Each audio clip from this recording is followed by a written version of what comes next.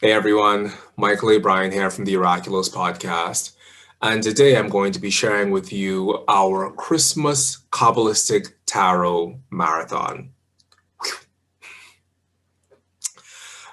Just yesterday on Boxing Day 2020, we hosted for the first time ever a Kabbalistic Tarot Marathon, which completely was a brand new experience for me because never before had I ever done anything like a tarot marathon. And it was only, I dare say, 2 years ago when I did my actual first public tarot reading where it wasn't just me and the other person, but it was me and the other person and an entire group of people. So the thought of hosting a tarot marathon is still relatively new for me, and it was quite a stretch because it was live and there were many people who were in the Zoom room with us. But it was truly a moment out of time, and it was truly a moment of magic. And I am so excited to share that here with you all here on the Oraculos podcast because it's something that I really do want to do consistently moving forward to create more opportunities for you to be a part of our live studio audience here at the Oraculos podcast because I really love being able to connect with each and every one of you, and I really love having the opportunity to share other components of my practice with you. Now, regarding this concept of sharing other components of my practice, if you've been there from the beginning, you would have seen this show go through its permutation as the Oraculos True Divination podcast.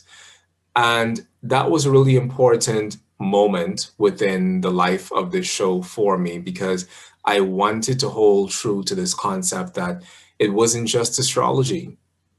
It wasn't just astrology that we did here. This was a much vaster field of esoteric inquiry that had astrology at its core and at its center, but that wasn't solely astrological, or that wasn't solely based on astrological technique as we know it today. Because truthfully, everything in my opinion is astrological. The other things that I do within my practice of the Western esoteric tradition are astrological. The Kabbalistic Tarot, Hermeticism, chiromancy, reading the lines on the palm of your hand, geomancy, all of these things have a basis in astrological language.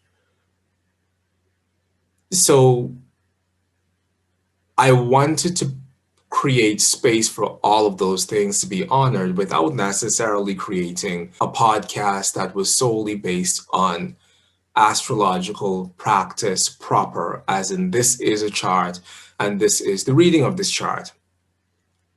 And as we moved on, the podcast seemed to move more and more in that direction. And the momentum and the requests and everything just kind of shaped us into what we are today, in which we do look like a primarily astrologically based podcast where it's all been about astrology. But I really hope to change that and to shift that tide as we move into 2021 because my life is the melting pot of several very distinct fields of esoteric wisdom. And while astrology is that base, there's also the tarot and that entire beautiful tapestry of language that's a part of tarot. And there's also the runes and geomancy and I Ching and all of these parts of myself that represent a wider orientation to not just astrology proper, but also mysticism and magic as also being this rich part of our internal understanding of how our ancestors interacted with this cosmos in which we live. And I've had the opportunity and the privilege to be able to experience so many of these other components of esotericism that I think that it would be remiss for me to have this platform and only bring out astrological content.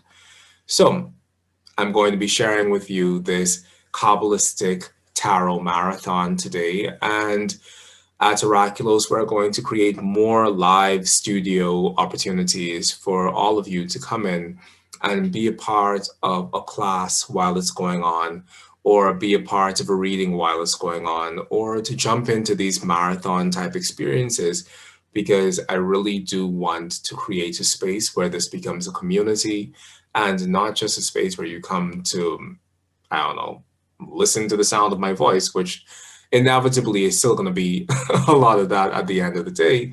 But it's the family that we have built and cultivated within this space this year that's really most important for me. It's the trust that we've built with each other this year that really is meaningful. Speaking of trust, I haven't come out with the Astrologer's Almanac for this Capricorn ingress. And I also wasn't expecting to talk about this, but I haven't come out with the Astrologer's Almanac for this Capricorn ingress. And it's been an interesting thing observing the resistance within me surrounding that, and observing my lack of interest in terms of jumping on that as an opportunity. And please accept my deepest apologies regarding it. But I realize that I find far less joy just coming and talking to a microphone like this. It really freaks me out, this concept of talking to a computer and no one else being there. And the Astrologer's Almanac kind of seemed like a sort of cosmic, masturbatory, self-serving sort of thing. And it just didn't have the sort of interaction that I needed with an audience. So moving into 2021, I anticipate that we're going to be recording the Astrologer's Almanac as a live studio audience sort of recording. And that for me will hold me more accountable to getting that out into the world, because if I'm doing it with you all, then I'll feel more inclined to do it. So forgive me. This has truly been an extraordinary year, and it's been an extraordinary year within my life, and it's been an extraordinary year within all of our lives. And as I sit here in Oraculo studio, i.e. my bedroom, as I sit here and try to release all of the previously recorded content so that I am not moving into 2021 with pre-recorded content, but I'm actually getting it out into the world now. As I go through that, I have so many feelings within me. And a part of that feeling process is this thing where I realize that within this 1 year alone, the space that we share has gone from being nothing into becoming something. And wow, you know? And so many of the students who study at Oraculos have found us through this space. So many new friends who I never would have thought I would have been friends with before have found us in this space. So many people whose work I honor and whose work I respect and love and cherish have found us in this space. And I am just dumbfounded that something as tiny as this could grow so big in such a short space of time and could actually be a beacon of light or hope within the lives of people. And that's really all that matters to me, the fact that we can create spaces like this, spaces of genuine magic, and know that not only are these spaces important, but also know that spaces like these are the most important spaces, especially in years like this, when so much of our external points of connection have been cut off. The fact that we can create a community of sorts here on the Oraculos podcast and grow from each other and learn from each other. And you send me your emails and you let me know how you feel, and just have this space of open and honest conversation about things that are truly magical, things that, for the most part, other people around the world don't even think that the conversations that we have here are important, but they're conversations that give our lives so much meaning, and they're conversations that add so much depth to the practices that we have, these practices of magic and mysticism and astrology and divination and all of these wonderful things. The fact that we can be here and join in the celebration of that has truly been, for me, a balm and a warm cloud and a soft space this year. So,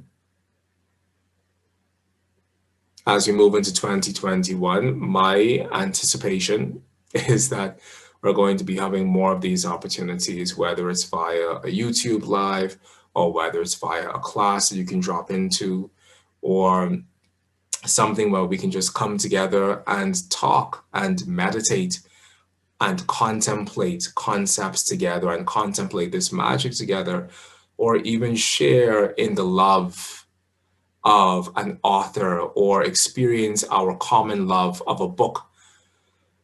It's something that I plan to grow here as we continue to grow our Oraculos universe together. So I know that's a lot of talking, but I just wanted to say to everyone that I am so grateful.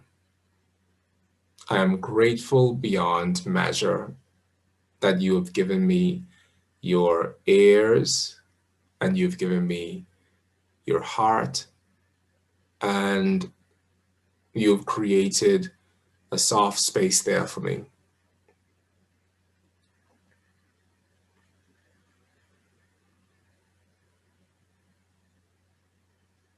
Because it's truly meant the world. It's truly meant the world. And the fact that you would not only tune in once, but continuously tune in to hear the thoughts that are expressed on the show, whether they are my thoughts specifically or the thoughts of my colleagues and people who I love, but really a lot of my own ramblings, the thought that you would plug into this space and want to be a part of the space has truly meant the world to me. Because to this day, I remain Mychal A. Bryan in the Bahamas, in my pajamas, just talking about some magic. And I'm so grateful to all of you for being here with me to talk about some magic. So without further ado, here is another part of my wonderfully magical life, my life with the Kabbalistic Tarot, that I do hope to share more of with you as we march towards futurity together. I love you from the bottom of my heart. And thank you for loving me.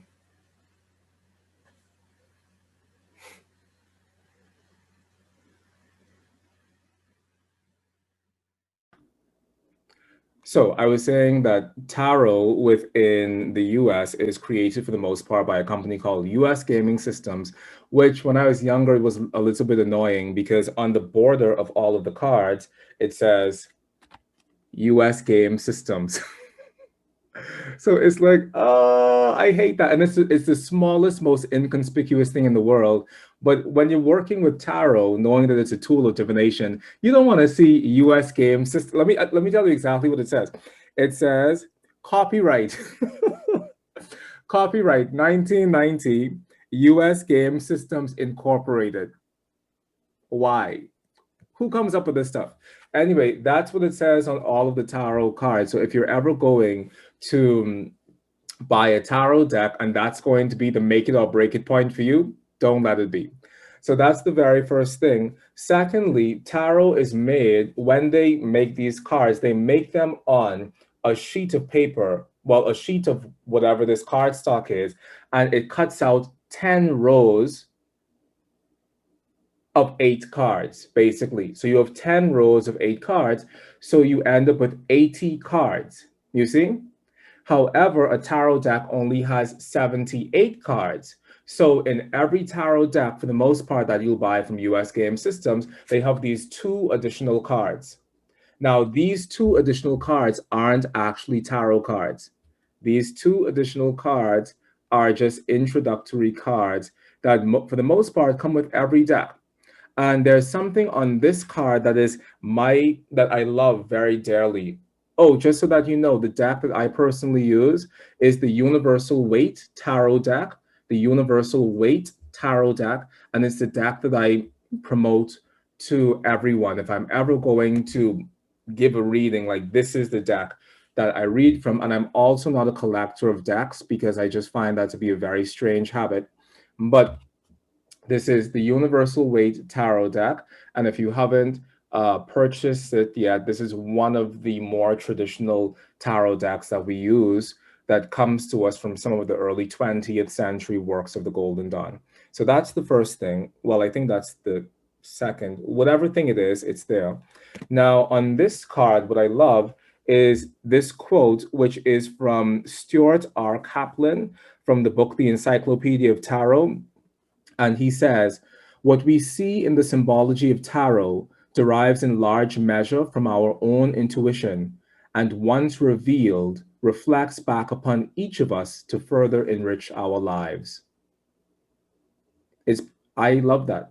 I absolutely positively love that, because it really speaks to the heart of what tarot represents. And for those of you who study astrology, whether you're self-taught, you study here, you study with someone else, what you should know is that a part of what makes the tarot such a potent tool of divination is the fact that the symbolism on the tarot isn't just born in a vacuum.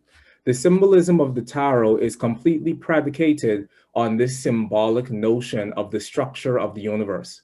And if you learn traditional astrology, for example, the shape and the structuring of the tarot is literally built within the image of traditional astrology. And so in the same way as we say that our astrology serves as this template for us to superimpose our human history onto the cosmos, the tarot, holding within itself these images of the cosmos, also serves that same function, which is what allows the tarot to be such a potent storytelling tool, because in the same way that we can tell every myth of our humanity using the sky, it's the same way that the tarot, holding within itself this imagery and these archetypes of the sky, is also a tool by which that same myth and those legends and our joys and our sorrows and our trials and our triumphs can be told, because the tarot is literally built in the shape of that cosmos. So I just wanted you to know that as a bit of a background, because I find that oftentimes when I tell people that I do tarot, people who are purely astrological, there's a concept within their mind that the tarot is somehow this cheap fortune-telling whatever. And I really would like for people to know that it's so much more than that, because the shape of tarot is literally the shape of astrology. And I think that's the most important thing, that we acknowledge that these cards hold within themselves these potencies of the dynamic forces of nature, and they reflect back to us how those dynamic forces of nature directly impact our lives in the same way as our astrology does. But oftentimes the tarot has the ability to speak with far more potency and direction than our astrology does. And it's because of this added dimension of it having a picture that you can sink your imaginal, magical, psychic faculties into. You know, astrology in its pure symbolic form is like pure mathematics. You look at the chart and you see numbers and you see the glyphs of the planets and you see you literally see a graph that's probably no different from any other pie chart. Only thing is it has these zodiacal astrological symbols. What sets the tarot apart is that the tarot isn't only based on that, but the tarot is based on this rich artistic legacy that's been handed down to us by antiquity, essentially. And so it gives us more of an immediate thing to interpret. And this is also part of why the tarot has, in a lot of regards, become a lot more popular than astrology. You know, a lot of people fantasize about the thought of getting into astrology, but they actually first gravitate towards tarot because tarot gives them something automatically to interpret. Tarot is probably the one place within our Western esoteric tradition where a complete rookie can feel as if they're a master. Because who can't interpret the picture of two children sharing a cup of flowers?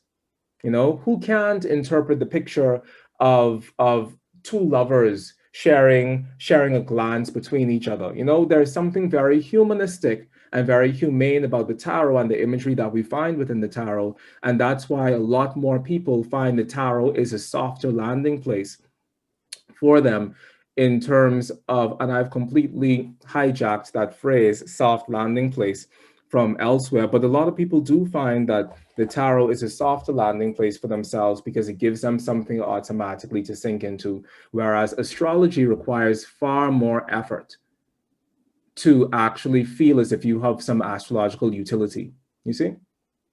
So anyway, that's the background of it.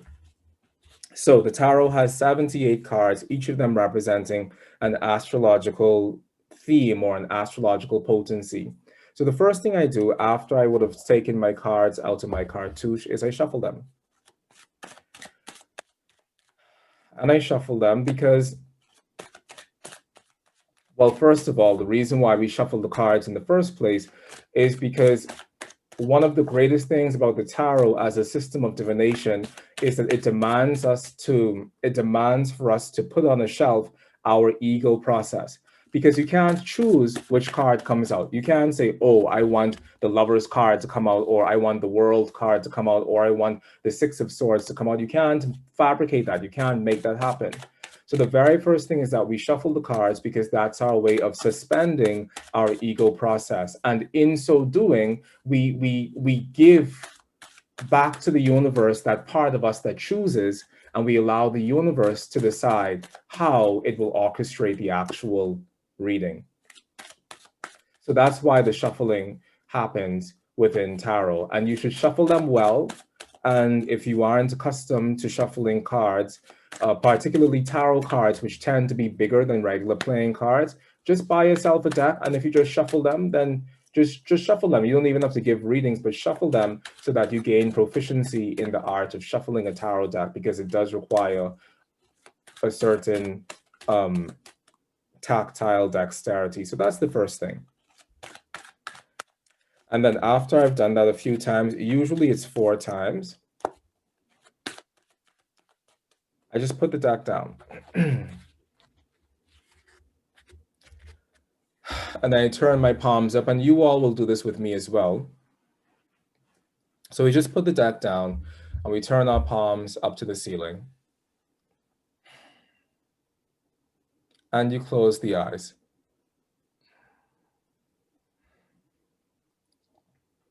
So that we're seated, in a sense, in this state of receptivity. And we're making this physical gesture to the cosmos, which is in fact an internal gesture to the cosmos, that in this moment and at this time, we are ready. Take a deep and cleansing breath. Release with that breath all that is negative or harmful to you. And receive now in its place all that serves your highest, most joyful good. And surrender to the waves of the breath and the breathing.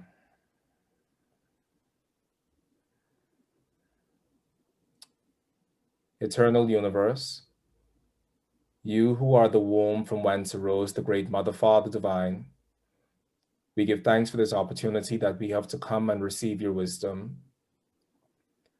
We ask for guidance, for clarity, for insight and understanding, that we may see how all the hills and valleys of life come together to create a beautiful tapestry of light. We give thanks for this and for your many blessings. We thank you, we thank you, we thank you. Blessed be. So, we start every reading with an invocation of sorts to acknowledge this further suspension of the self and this alignment with something higher than the self.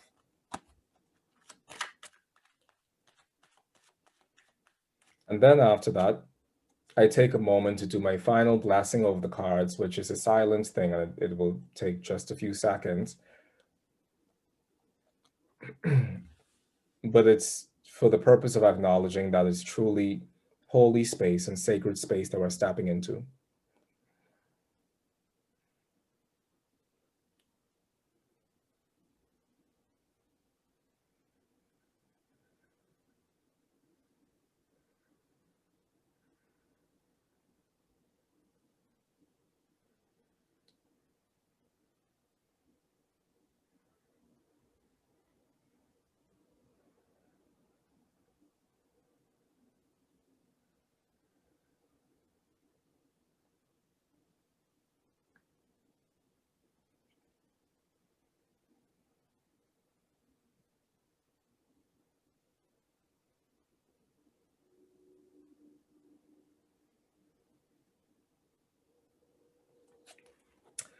And after that's done, I shuffle them again. And after I've done my final blessing on the cards and shuffle them again, I feel a physical change in the heaviness of the cards. It's as if the cards themselves become lighter. And it's as if the shuffling itself isn't such a gross physical process anymore, but there's something that feels completely refined about the card itself, which is extraordinary that can even occur. And now we're ready. So on the screen at the moment, and it keeps on shifting around, but on the screen at the moment is Ginny, then Ebony, and then there's a row of people who aren't getting read, and then there's Fevin, and then there's LaFleur, and then there's Fevin, there's Akash, there's LaFleur, there's Ken. So hello, Ken, and thank you for being here. Now, we are going to dive in. So Ginny Dodge, it's you. So I'm going to just spotlight this. Oh, it is spotlit.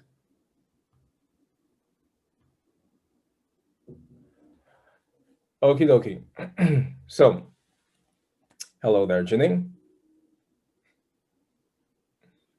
Would you prefer me to stay muted while you're going through the process? Well, no. So this part is we communicate, okay? Okay. Okay. So Ginny and students of Oraculos, please take note that this is my process every single time, forever and ever. Amen.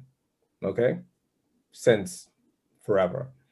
So Ginny, if you had one singular area of your life to focus on right now, what would that singular area be in one word? Career. If you could fill in the general statement, I am seeking guidance on, what would your next word or phrase be? Movement.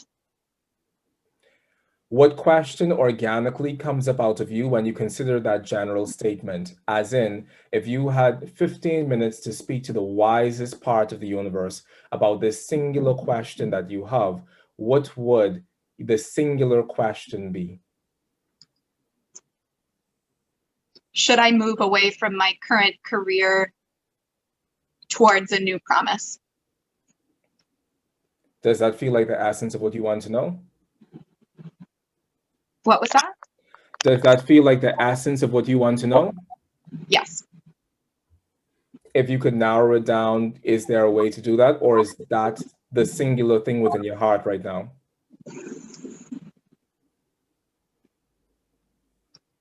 There is a specific job that I have currently that I mean, don't tell me the details. Don't tell Okay. me the details, but just if that feels like the essence of what it is, then the answer is yes. And if it doesn't to feel leave like... the current space and to move forward. Okay, so say the question one more time. I'm seeking guidance on. No. Say it as a question. Let it end with the question mark. Okay. Should I move away from my current career and forward into a new direction? Good stuff. Now, the final question that I would ask, which I would ask in an actual full reading space, is, does this feel like an area of blockage, or is this something that you're just seeking general guidance on? Blockage. Okay, good. So the time of the question, we're not doing horary, but I'm going to get it in the recording just in case you all want to take a look at the horary chart later. The time of the question is 2:26 p.m. and the date is Saturday, the 26th of December, 2020. And the question is, should I, well, I'm going to write it down because I have to hold the question within myself as well. So the question is, should I say it one more time for me? Should I move from my current career into a new direction? Good. Wunderbar. Great. And this is Ginny. Now, the first thing I do before I give the reading is I have to know within myself what of the several spreads I'm going to use. And because I'm a very simple person, I only use one of three: a 3-card spread, a 6-card spread, or a 10-card spread. By Ginny saying that this feels like an area of blockage for her, I know within myself that I'm going to use a 6-card spread because that's what I do for that sort of thing. And anyway, I'm just letting you know that. So Ginny, I'm going to shuffle these cards on your behalf, okay? Okay. And do I have your permission to stand as proxy for you? Yes. So I'm going to shuffle these cards on your behalf. And while I shuffle these cards on your behalf, I'm going to hold that question within my head and my heart, and I'm going to pump that question into the cards. But I also want you to hold that question in your head and your heart, and you also pump that question towards me. So say a question one more time. Should I move from my current career into a new direction? And I always want people to say that question several times so that that crystallizes as a seed of truth within themselves. Because just hearing yourself ask that question, it already does something within you to know that it's that real within you, you see? So it already serves as a catalyst for a greater process. So Ginny, while I focus on that question and you focus on that question, I'm going to shuffle these cards. And when you feel as if it's appropriate for me to stop shuffling, you say stop shuffling, okay? Okay. Okay, I'm going to start shuffling now.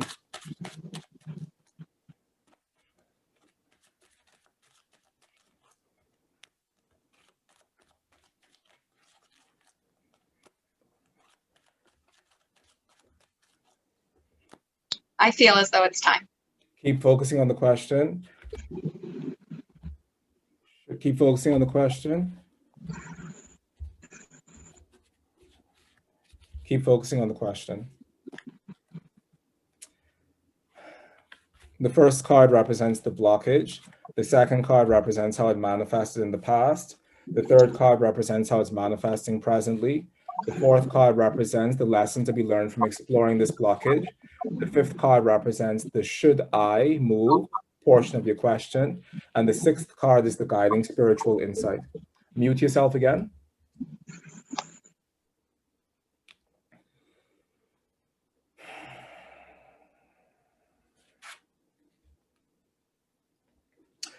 So the first card representing the blockage is the Page of Swords, and this is what the Page of Swords looks like.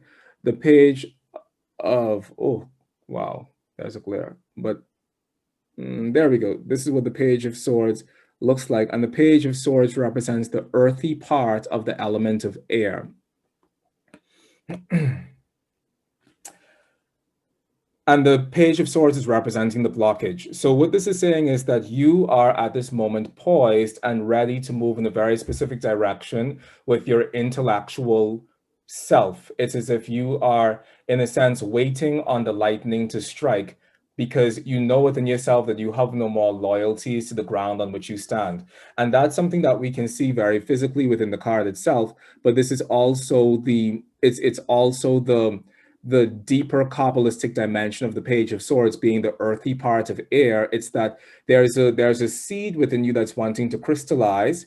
There's a thought within you that's wanting to become real. And at this moment, you may not feel as if the ground on which you stand has the ability to hold the space for the reality of that thought or of that vision. So you are, in a sense, leaning in the path of action, leaning already out of the door, knowing that the place where you stand doesn't have the ability to hold or support you anymore with any deep sense of loyalty. So from an emotional level, you may have already separated yourself from that space because you are waiting on the lightning to strike. And I think that's a very important thing when we think about the Page of Swords, this concept of it waiting for the lightning to strike, because oftentimes we find ourselves in situations in life where we are, in a sense, waiting for lightning to strike in order for us to feel as if we can mobilize ourselves and move beyond the place where we currently find ourselves. So the blockage, the Page of Swords coming up as a blockage, may indicate the blockage of you probably having not yet experienced that lightning striking. And as a result of that, you still being in this valley of waiting, knowing that there's something within you that's standing guard and that's holding vigil, essentially, because you know that the moment you get the indication that it's the appropriate time to leave, you'll be gone.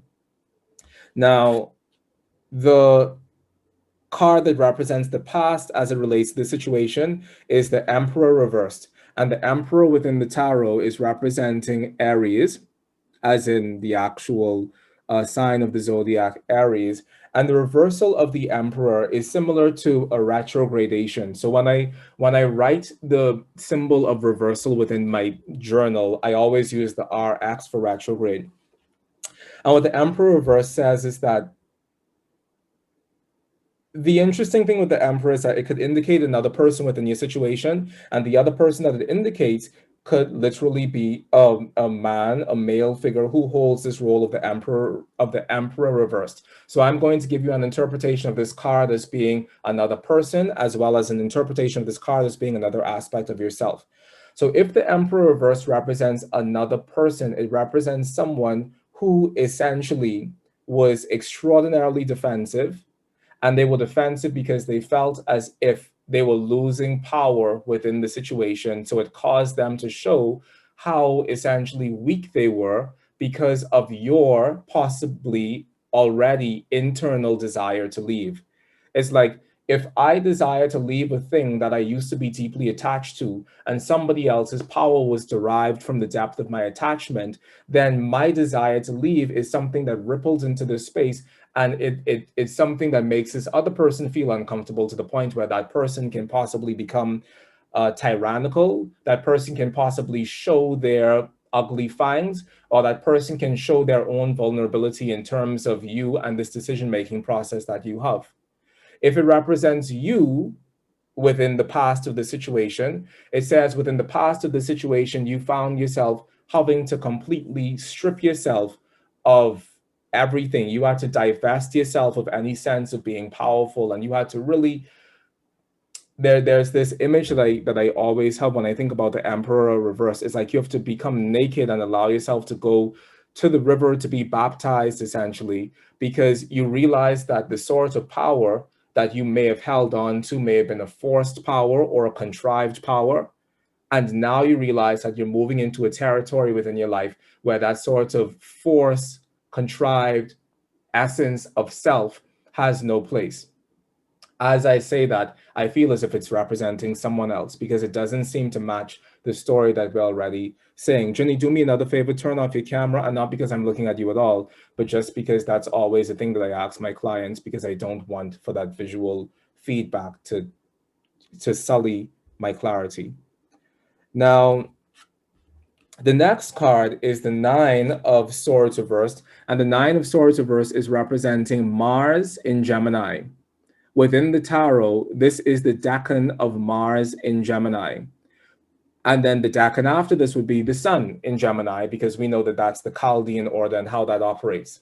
So anyway, the Mars in Gemini situation is giving me further indication that this Aries reversed person, as being the Emperor, may actually represent someone else within your situation, because the Mars in Gemini reversed brings with it the feeling of oppression, as if I'm on a job, I'm within a working environment that gives me a great deal of mental anxiety, because I don't feel as if I can actively fight against the tide of the oppressive forces within this space. So because I can't fight externally against this person, it internalizes and it becomes anger, and that anger unexpressed becomes sorrow, and that sorrow unexpressed becomes depression, and that depression unexpressed becomes a seed of we'll be easy on the words, but that depression unexpressed becomes a seed of deep self-doubt, because it's like I'm in this space and I find myself suffering in this space that I'm in, and I want to get out. Like, I genuinely want to extricate myself from this environment, but for whatever reason, I'm allowing myself to stay here, probably because I genuinely can't leave right now, which takes us back to the Page of Swords, which is saying that, emotionally, I have no attachment to this ground on which I stand. But at the same time, I know I want to leave. And then the Nine of Swords is saying, on top of me wanting to leave, I have this deep feeling within myself that I can't leave. And as a result of feeling as if I can't leave, it starts this entire cycle once again of the anger, which becomes a sorrow, which becomes a depression, which becomes a self-doubt, because I know that truthfully within my heart of hearts, this bed that I'm lying on, it doesn't feel like a home. So when we think about the Nine of Swords, we're essentially thinking about a peregrine Mars, and the peregrine Mars in Gemini is a Mars that causes a constant fire on the mind. And the fire on the mind brought about through the Mars in Gemini becomes an excessive internal sense of mental warfare. Gemini is an air sign, Mars is the god of war. So when we think about air and Mars, we think about the sense of mentally being at war within myself, because I know that I'm doing something that isn't really serving me. And from the look of it, the situation as it stands, both in the past and in the present, hasn't served you. So now we go and we see, what's the lesson to be learned from exploring this? The lesson to be learned from exploring this is the Hermit Reversed. The Hermit Reversed represents Virgo within the tarot. And it also represents the Hebrew letter Yud, which, people in English say Yod, because it's within our nature to anglicize words, but it's Yud, Y-O-D. So the Hermit Reverse representing the Yud is once again this feeling of a retrogradation of the things that the Hermit represents. So what the Hermit Reverse says to you is that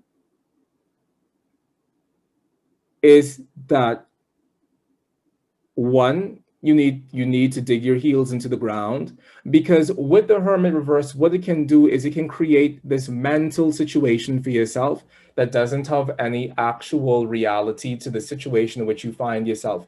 And oftentimes we create these fortresses of solitude within our mind because it serves the purpose of helping us get over the anxiety or the suffering that we might currently find ourselves in. And so with the Hermit Reverse, we have this sense of the Hermit has buried his head so deeply in a very particular perspective of a sort of reality that he wants to have, even if that reality has no actual bearing with the reality that he finds himself in. And by he, I'm referring specifically to you. So the Hermit Reverse is saying we have to shake off that piece of us that wants to hold on to a vision that is safe but not helpful. And that's a very important thing, especially if you're wanting to move forward. The card that precedes the Hermit, what everyone should know, at least from the Oraculo's perspective of things, is that a reversed card takes you back to the card that came before it. So the Nine of Swords reversed takes you back to the Eight of Swords upright, which came before it. And the Eight of Swords upright has to do with the confrontation of you and your fears, you confronting the fears that you have within your heart, you see? The Emperor Reverse takes us back to the card that came before it. And the card that came before the Emperor is the Empress. And so the Empress, being the card that comes before the Emperor, says it's drawing you back to a place of softness and a place of really knowing what your values are and whether or not the space that you currently find yourself in has the ability to be supportive of those values there. And then the Hermit Reverse takes us back to the card that came before it. And the card that came before the Hermit Reverse is the Strength card. And the Strength card, which is representative of Leo and the Hebrew letter Tet and several other things. But the Strength card is this call for you to remember yourself, and this call for you to remember who you are and who all of us are, whether or not we work in somebody else's organization or our own, is we are all sovereign entities and we are all our own bosses at the end of the day. And when we allow ourselves to shift so strongly into this place where someone else begins to have power over us as opposed to power with us, then that becomes a place where we feel as if we're feeding this demon that can never fully be satisfied. And that's kind of the energy of the Emperor Reverse, because the negative side of Aries is that Aries has this insatiable hunger, and the Bible spoke about it being the lion seeking whom it may seek, kill, and devour, sort of thing. And so the purpose of all of this for you is to realize the realities of the situation that you're in right now, realize the ways in which your defense of yourself within that situation may not be the most helpful, and realize this call back to your own sense of self-sovereignty, even if you do find yourself in a place of employment with someone else, that the first step towards the freedom that you're looking for is to create a sort of scenario that makes you feel strong, or to create a sort of scenario that makes it feel as if there's an equal exchange of energy within the space that you inhabit. Because if there is not that, then Houston, we have a problem. Now, the lesson to be learned from exploring this entire situation is symbolized by the Lover's card. And the Lover's card is representing Gemini within the tarot. So it's interesting that we have a very airy situation going on. But the Lover's card, which is saying, should I leave my current position and go to something else? Basically, the Lover's card is the path of least resistance. And the Lover's card is the path of effortless exchange between you and the thing that you are calling your lover. And we want to seek out those places of effortlessness and ease within our lives. And so what you have to ask yourself is the place where I'm in, even if I make these shifts within myself, does this place allow me to feel as if I inhabit a space of effortlessness and ease? Or does it still feel as if there's a tenuous, precarious sense of the balance between me feeling powerful versus me feeling powerless? Because if that is the case, then that is not your path of least resistance. And so this moment is calling for you to look at where are the places where you find beauty, where are the places where you find more flow than force, because flow can take you places that forces never will. So where are some of the places where you find the sense of more flow as opposed to force? And is it truly manifesting in this space, even if you make the internal alterations that you have to make to set you up to be in a greater space of freedom? Because if the answer to that question is no, then the greater answer to the question that you're asking is that the environment that you're in, it doesn't have the seed stuff to make you feel held, or to make you feel supported, or to make you feel as if you're having this effortless exchange between yourself and the greater, or between yourself and the numinous. And the things that we're doing, insofar as those things tie into our calling in life, should always be things that make us feel a sense of exchange between us and the divine. Whatever work you're in, whatever field you're in, anything can be a yoga. It doesn't just have to be the practice of yoga itself. It doesn't just have to be a specifically spiritual practice itself. Your cooking can be a yoga. You're taking care of your nieces and nephews can be a yoga. Anything can be a yoga, but you have to really see what things are you doing, what activities are you doing within your life that allow you to feel as if you're in a space of union with something greater than yourself, versus feeling as if you're just unifying yourself deeper with the world of matter. Because once again, matter can take you, spirit can take you places that matter never can. So is your spirit truly gushing forward within the current space that you're in, or is it not? If you make the changes within yourself towards freedom, does your spirit gush forward, or does it still feel like an uphill battle?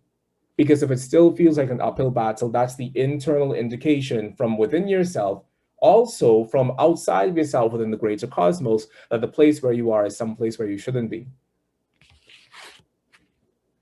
And the guiding spiritual insight is represented by the Six of Cups reversed. And the Six of Cups reversed is the Sun in Scorpio. Let me just check and make sure that is yes, it is the Sun in Scorpio. And it's reversed. It's reversed. And the reversal component of it is a sullying of what the Six of Cups would represent by itself. So the Six of Cups by itself represents the wonderful pleasure of nostalgia, basically. It represents the sun illuminating the deep and meaningful heart of Scorpio that holds on to things from the past that truly carry a sense of fulfillment and joy, and that truly carry a sense of lasting pleasure. That's the sun in Scorpio component. However, it's reversed. And the reversal of it says that we can stay stuck within the fabric of a particular set of memories to try to make an experience feel better than it is. But those memories hold no utility if those memories are forcing you to be in a situation of inequality. And the inequality theme is really coming up very strongly within this, the inequality between you and the environment, the inequality between you and someone else in particular, the inequality between you and this dream that you have, and the way in which you feel a sense of derision and strife and a schism between you and your ability to move towards that. And then fundamentally, the Six of Cups reversed is furthering this wedge of inequality and saying that it doesn't feel as if we're both sharing in the same sort of holy space. It feels as if you're lording it over my head, that you are the older one, that you are the wiser one, that you are the more supreme one, or that you are the more in whatever articulation of more there may be. And what it does is it causes a pattern of negativity, which is essentially a seed from your own past to be remade manifest within this situation. So then the greater question that comes up is, how does this situation carry the essence of an even greater body of past experiences in which inequality may have been a centralizing theme? Because if you can see the seed of the past being remade manifest within this moment, then one, it's saying that this moment is a critical turning point for you within a larger structure of your own life. And secondarily, that if you don't allow yourself to deal with this situation as it is, then this seed of inequality that continues to come back from the past, it will continue to manifest itself within other spaces of your life.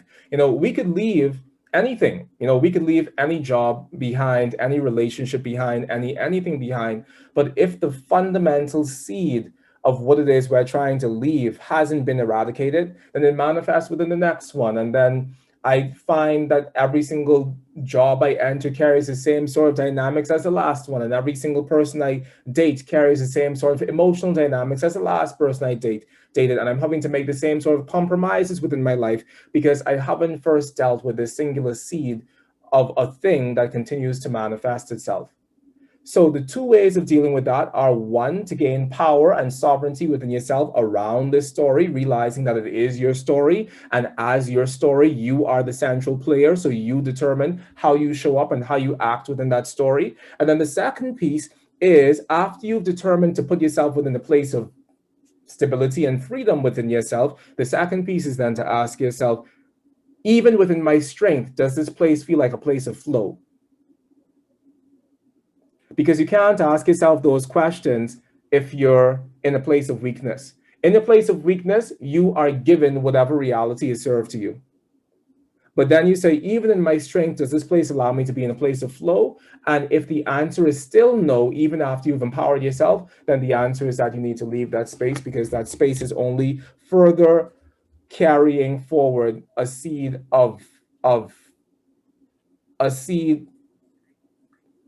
that can bear no fruit. The underlying card, and then I'm done because we have to move on, but the underlying card of the entire thing is the Three of Pentacles reversed, and the Three of Pentacles reversed represents Mars in Capricorn. But once again, it is this reversal of the Mars in Capricorn theme, even though we love Mars in Capricorn. What it says is that you within yourself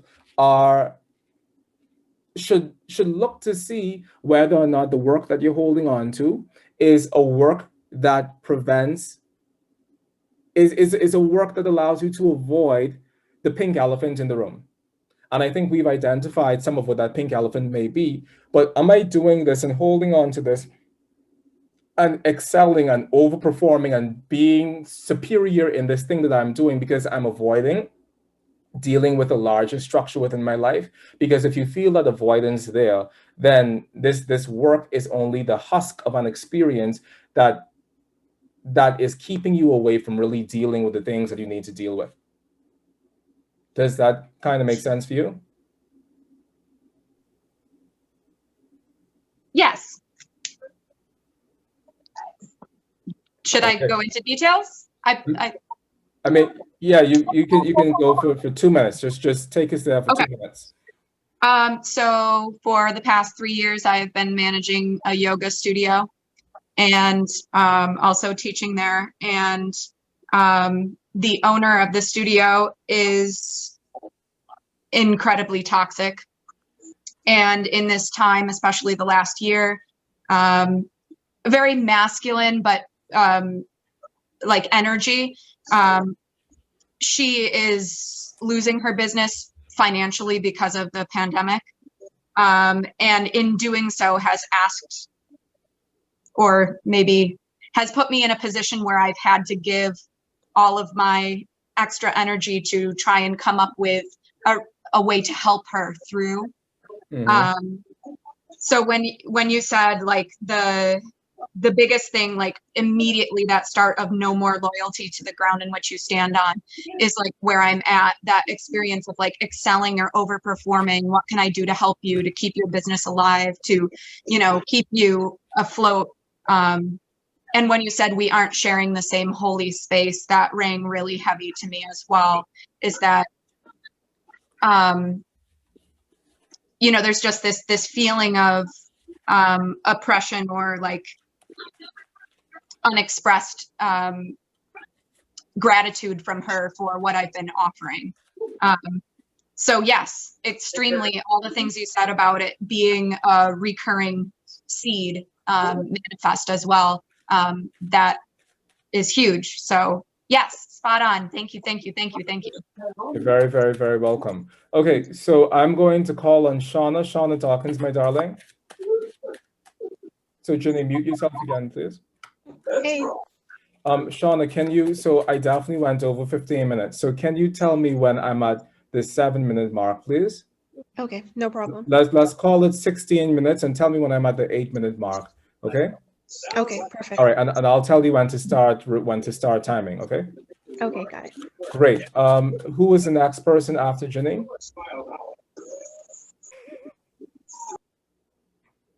I guess it is me. Okay. Anyway,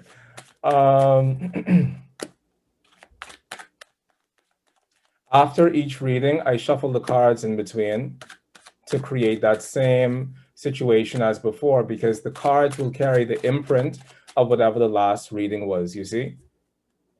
And I don't even know how better to explain that, but that's just the truth. So,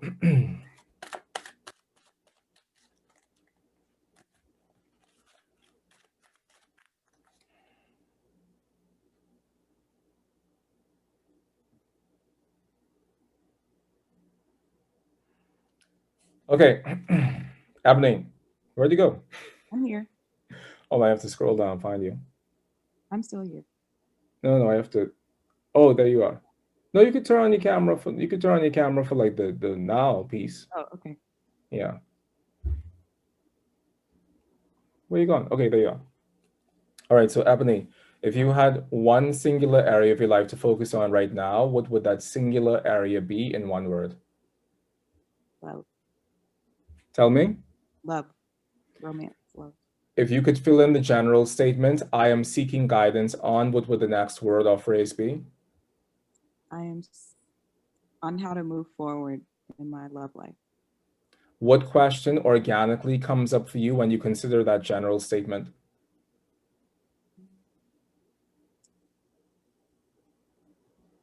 What can I expect when it comes to love?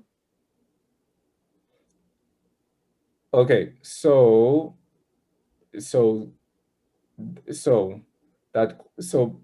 this process will be as specific with you as you are with it, you see? And so in the same way as when it comes to horror, we really only deal with very tight-knit questions, it's the same sort of question that we want from you right now, because you will receive the answer that carries the seed of specificity that you bring. So go within, and you don't have to like call anyone's name or anything, but see if you can isolate the seed of specificity within that realm of your life. Okay.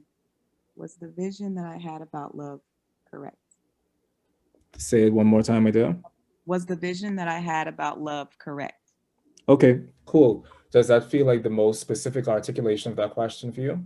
Yes. Okay, good. Now, my other question, because if this were an actual client consultation, which it is an actual client consultation, but if this were a private consultation, I'd ask, does this feel like an area of blockage, or is it just something you're seeking general guidance on? General guidance. Okay, cool. So the question is, was the vision I had about love correct? And the time of the question, for those of you taking notes, is 2:56 p.m. in Nassau, Bahamas. And the reason why you have to take my time zone and not your time zone is because I'm the one who is facilitating the moment. So if you are going to look up the horary chart, the chart would be for 2:56 p.m. in Nassau, the Bahamas. Okay? And state your question again for me, Ebony. Is my vision that I had about love correct? Is my vision that I had about love correct? Great. So the spread that we're going to do is called the Celtic cross spread. Shauna, you haven't started timing yet, so don't. And that's just because this is a general guidance situation that Ebony is asking about, and that is a spread that more readily predisposes itself to a general guidance sort of thing. So Ebony, come back on. Where'd you go?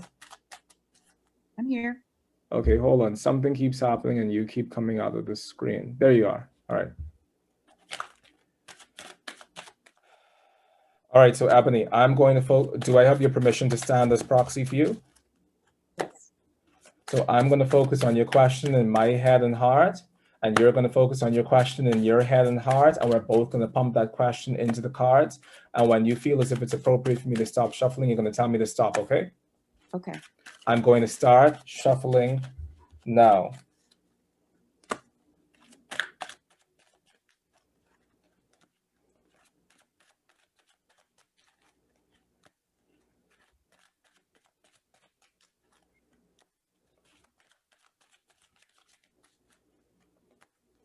Okay, now. Keep focusing on your question.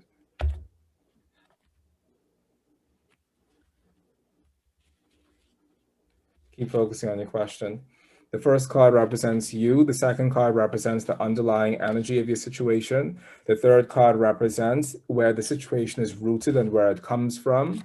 The fourth card represents the past as it relates to your situation. The fifth card is the energy of your free will. The sixth card is the near future that's currently evolving. The seventh card is your attitude and how it influences the situation. The eighth card is the environment and how it influences the situation. The ninth card is the energy of your hopes and fears. And the 10th card is the final outcome. You'll watch the recording 10 times, 20 times, 30 times. Okay.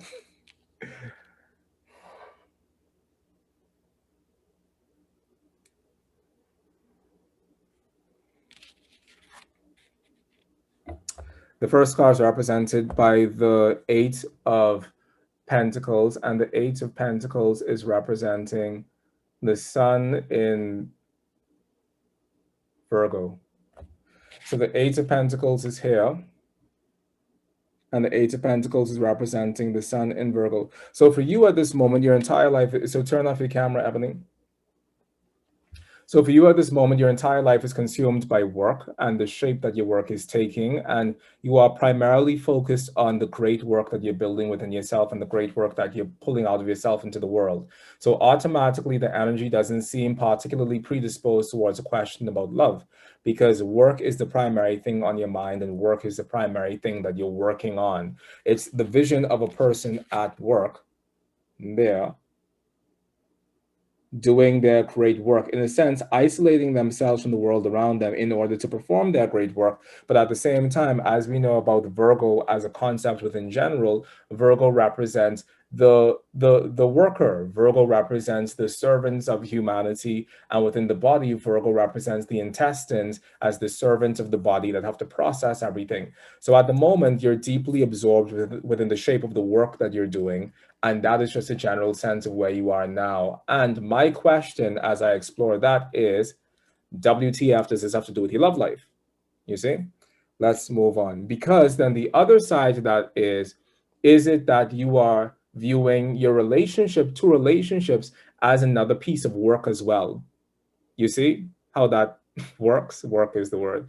But are you viewing your relationship to relationships as another piece of work as well, where the relationship that you're wanting to create is another thing on the list of things to do, which is an interesting approach in general. The next card is the Devil. And I'm smiling about the Devil because we spoke about the Devil one day in one of these master classes. This is the Devil card, do you see? And don't worry about the Devil. All the Devil is Capricorn. And it's interesting that the Devil is Capricorn, because what I was going to say when I asked is, has love become another part of the checklist of things to do? I was going to ask, are you approaching love in a Capricornish sort of way? Now, okay. Now, I know I have to go, Shauna. Now, the thing with the Devil is that the Devil represents the patterns and the conditions that we lock ourselves into. It is Capricorn. It is the mountain goat that's locked itself in the ascent up that mountain. You see? That is the primary thing that turns the Devil on. And for you, or the Devil, when we personalize it, what it becomes is, what is the mountain that you've locked yourself to, that you've told yourself you can't let go of? What is the sort of relationship patterning that you've locked yourself into, that you've taught yourself that you can't let go of? Because that's where the Capricorn piece comes in. It is this Saturnian imposition upon the freedom of our lives that tells us that this is it. This is the shape that your love life is supposed to be. This is the shape how your love life usually shapes itself out to be. And this is it. You know, if you find yourself falling into those patterns of toxicity over and over again, that is what this fabric is. If that's the vision that you've taught yourself, then yes, it is true, because that is the diabolical imposition of the Devil, to force us into believing that the tiny strictured or the tiny constricted universe that we've allowed ourselves to be beholden to is the only universe that actually exists. And that's something that we're going to have to work out. Now, where this is rooted for you is represented by Justice Reverse. And as you know, I said Justice, as I said, the reversal is similar to a retrogradation. And Justice, as you can imagine, is representing Libra, or the balance scales. And Justice representing Libra is saying that you feel as if you've been hard done by. You feel as if you've been treated unfairly. You feel as if consistently within the nature of your relationships has taken a very justice reverse sort of stance against you, as in, I continuously find myself unfairly placed, or unfairly positioned, or unfairly viewed, or unfairly seen. And as a result of that lack of fairness, as I've explored this realm of my relationships, I've always felt as if the decisions that I've made have set up a body of karma that has led me to an ultimately unfair end as well.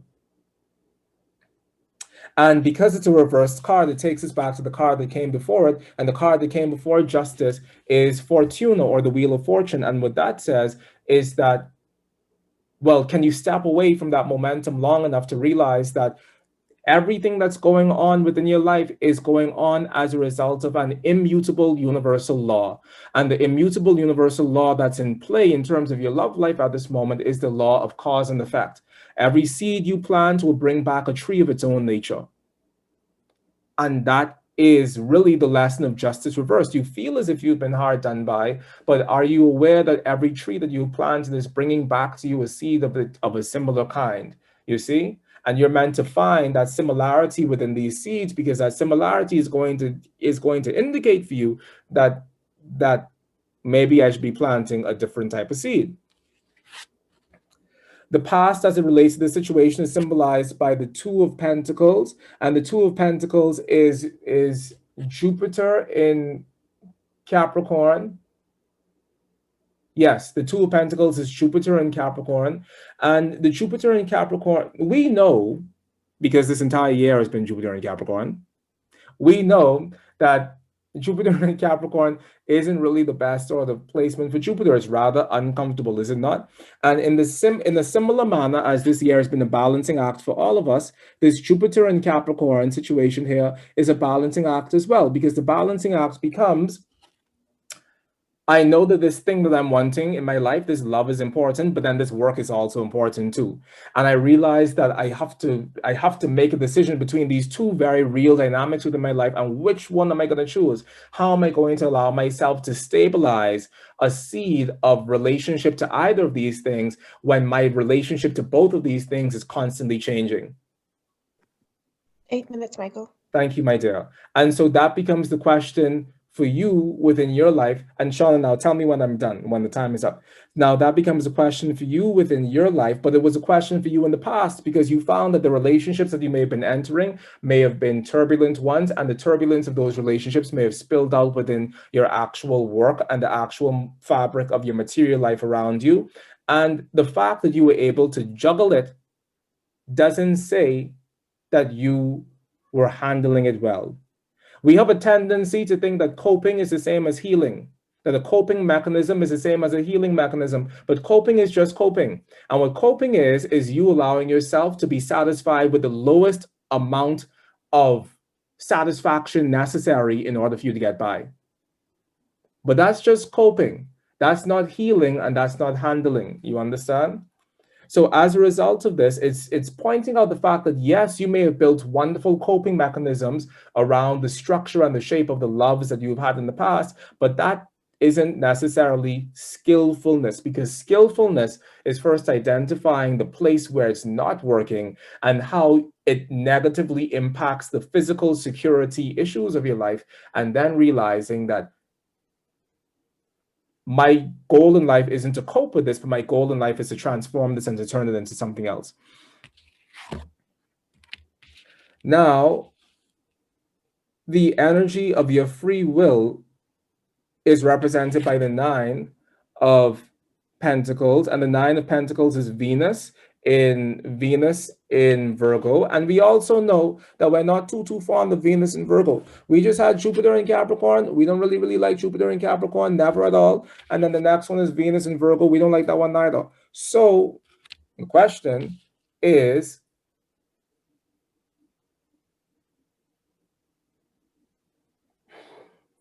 well, the question with that becomes is,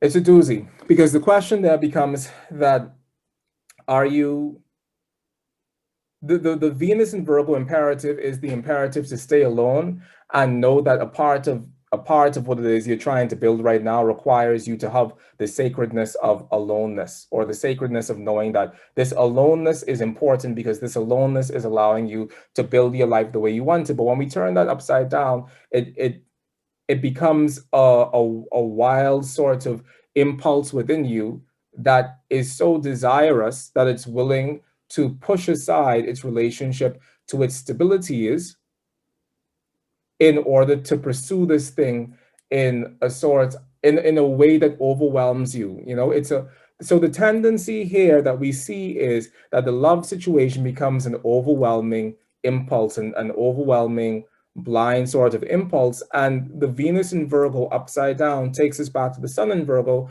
which tells us, can we measure our step, and can we learn how to be measured in our step well enough so that it doesn't feel like this overwhelming flood that comes through us. And so you're being cautioned to walk instead of run, but you're also being cautioned to really live practically and live with stability within this area of your life.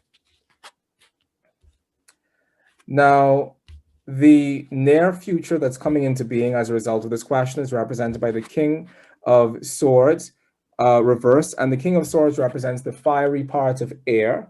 So it's similar to that Mars in Gemini, but it's not quite that. But it is definitely a Gemini energy. The King of Swords represents the final decan of Taurus and the first 2 decans of Gemini.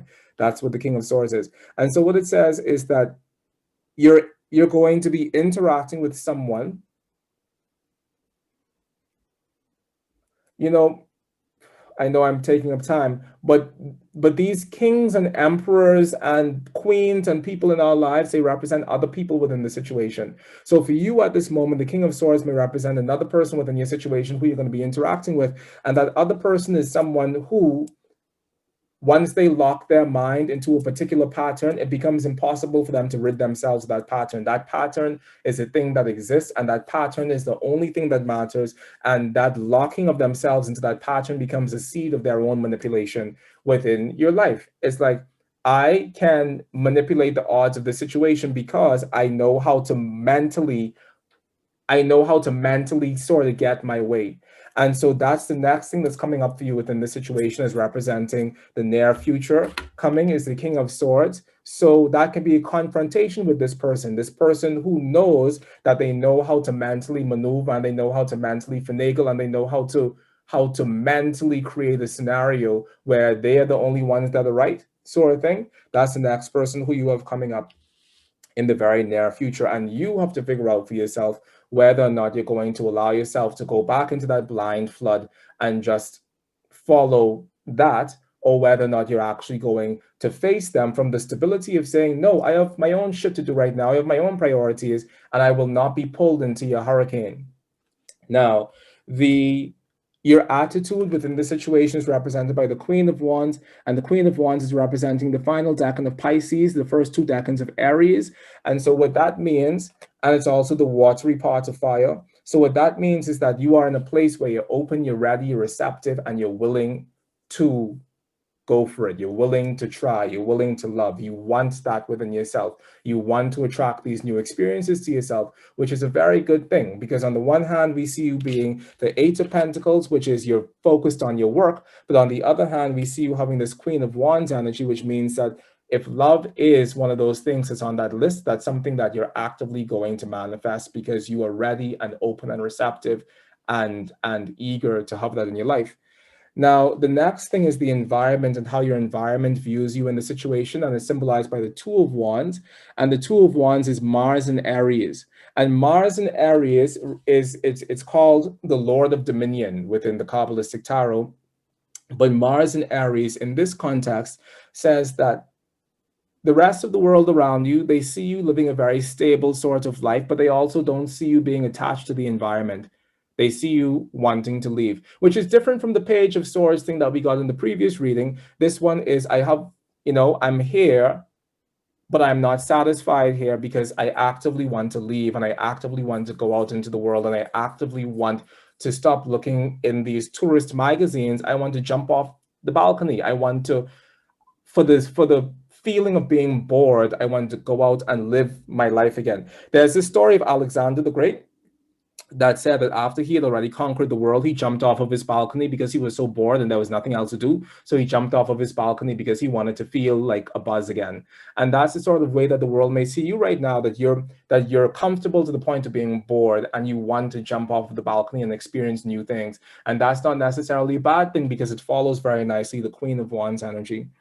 Now, your fear is that you are damned to infortune. And I say damned to infortune because you have the Wheel of Fortune reversed. And the Wheel of Fortune reversed as a fear is saying that I fear that the odds will forever not be in my favor. You have to understand that that is a fear. And that is a fear. Thank you, my dear. That is a fear that exists within your mind. But that fear that exists within your mind, my dear, is not the reality of life. Is not the reality of life. And if you could separate yourself from that fear as being a material force within your life, then what you'll find is that Wheel of Fortune reversed, which is the 10th card within the Major Arcana, it takes you back to the card which came before it, which is the Hermit. And like I say, reversed cards take us back to the card that came before them. That is Oraculo's tenet, and just go with it, because I found it to be true. So the Wheel of Fortune reverse takes you back to the Hermit card, which came before, and the Hermit card, which came before it, is all about how Am I digesting the experiences of my life? Because the Hermit is Virgo and Virgo is the intestines within the body. So how am I digesting the experiences within my life? And how am I allowing those digested experiences to teach me about what it is I do want within love? So if I've had shitstorm, shitstorm, shitstorm, hurricane, hurricane, hurricane, I don't know where exactly you live in the world, but whatever your natural catastrophe is, blizzard, blizzard, blizzard, if all I've had is blizzard, blizzard, blizzard, since King Hatchet was a hammer, then now at this moment, what does that teach me about what I actually want? Because if I allow that to give me an education, if I allow those quote unquote failures to actually be feedback within my mind and give me an education, then I will educate myself about the sort of love that's really sustainable for me. And there's no greater education than that. So that is the hope, the seed of hope that comes out of this fear, that by facing that, you'll be able to educate yourself about what really is most important and the sort of love that you want. Because there's nothing like having a shitty romance or a shitty relationship to teach you about the sort of relationship that you do want to be in. And I think that that's a really important thing as well. Now, at the end of the day, the final outcome of it is the Seven of Pentacles. And the Seven of Pentacles represents Saturn and Taurus, which, Saturn and Taurus. And what that indicates is that for you, it is going to be a piece of work within your life. So at the beginning, I was like, what the hell does this Capricorn shit have to do with anything? But it is going to be a piece of work within your life because it's an active working out of some of those past things that have said to you that this lowly form of love that I've manifested before is the only thing that's for me, or this unfair sort of love that I've manifested before is the only thing for me. That requires work to break that momentum. You understand? It requires a great deal of work to break that momentum. But the beauty of that is that once that momentum is broken, once that hard, dense, concretized earth is broken, you give space for something greater to unravel, and you give space for something greater to come up for you. And there's nothing more beautiful than that, actually, than knowing that you've actively dealt with your Saturnian cross in life. You've learned the lessons of that cross, and you've taken yourself off of that cross, and now you reap the rewards of what that cross has given you. That is a beautiful, beautiful thing. Because if you could stick in there and do the sweaty work and do the trench work and do the internal healing work, that is a dirty work because it does cause you to go and dig up through some stuff that you don't really like, then what you'll find is that there's something there that was waiting to flow that got stuck. As we dig into ourselves, sometimes we have fear, but all we find the deeper we dig into ourselves is more of ourselves. And you shouldn't be afraid of yourself. And the undercurrent card of the whole thing is represented by the Temperance card. And that is card number 14 in the tarot. And it represents Sagittarius. And it represents the Hebrew letter Samech, S-A-M-E-C-H, Samech. And the Temperance card is a beautiful thing to have as an undercurrent because it says, proceed with peace within your heart. Like, don't run because there isn't a necessity for you to run. And if you can proceed peacefully within the world, you'll find that you develop a seed of strength and stability and unwaveringness within yourself that doesn't get pulled into anybody else's hurricane. And I've said that 2 times, and 2 times is the magic number, is actually 3, but whatever. I've said it 2 times. And so what that means is that if there is a tendency to be dragged into somebody else's hurricane, and that dragging into somebody else's hurricane causes your own life to feel like a hurricane, and it causes you to respond with hurricane energy, as in you too become the hurricane, then the Temperance card coming up at the end is saying that, can you develop a seed of resolve within yourself? And if this is the lesson to be learned, if this is the diabolical story of the devil that keeps on repeating itself, I get dragged into other people's shit consistently. If the lesson to be learned from there is how to undo that patterning, then that is the greatest gift of all. Because who you become as a result of that is someone who is able to undo that thing within yourself long enough and consistently enough to the point where you develop an unbreakable peace within yourself that passeth all understanding. And more than anything else, that's what you're wanting to develop. An internal locus of peace that can't be shaken. Does that make sense? Yes. Can I speak now?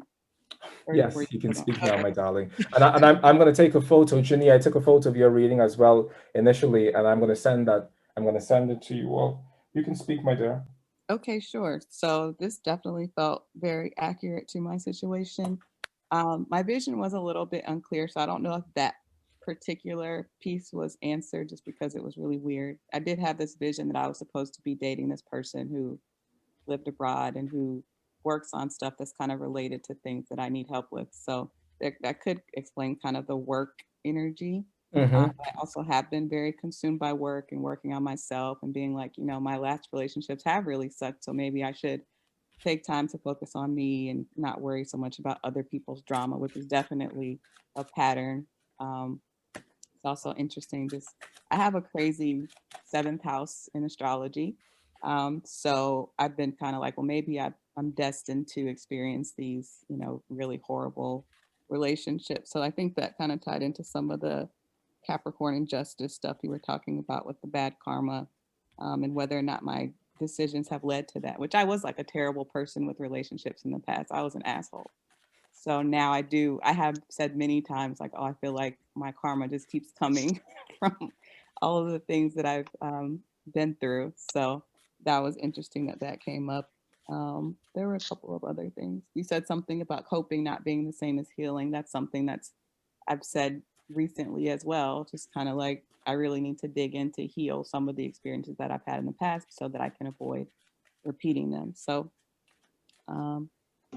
really accurate, helpful for sure to hear, and definitely made me feel better about things. I am a Taurus rising, so the part about wanting to be at peace was definitely very like spot on. Like that is what I ultimately want, you know, and if a relationship is part of that, great. But if not, like that would be my primary concern. Awesome sauce. Thank you so much. Sure. All right, next person. Next caller. Okay, let me just say for like 2 seconds. Do you know that when I grew up, I used to watch Miss Cleo on TV, and she'd be like doing her thing, and I'd be like, oh wow, you know, that's so amazing. I wish I could do that. And that's actually how I got into tarot. And then when I got into tarot, I realized that she didn't know, like she just wasn't a good role model, you know. But yeah, I do love this. There's something about this that can't be replicated anywhere else, and I'm so grateful for all of you for being here. Next person would have been who? 7. If you had one singular area of your life to focus on right now, what would that singular area be in one word? Livelihood. Livelihood. If you could fill in the general statement, I am seeking guidance on, what would the next word or phrase be? Process.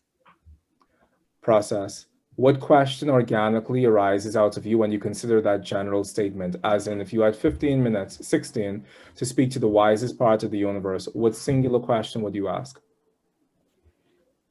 How can I best get my conceptualizations to materialize and see things actually through to completion? So move things from idea into, I don't know if I mean, You're making sense, but pare it down. Make it, turn it into a mantra, because remember, you're gonna have to repeat it in your head, and I'm gonna have to repeat it in my head. So turn it into something repeatable. Say the question again. Okay. Am I able to maintain awareness so I can see my ideas into materialization?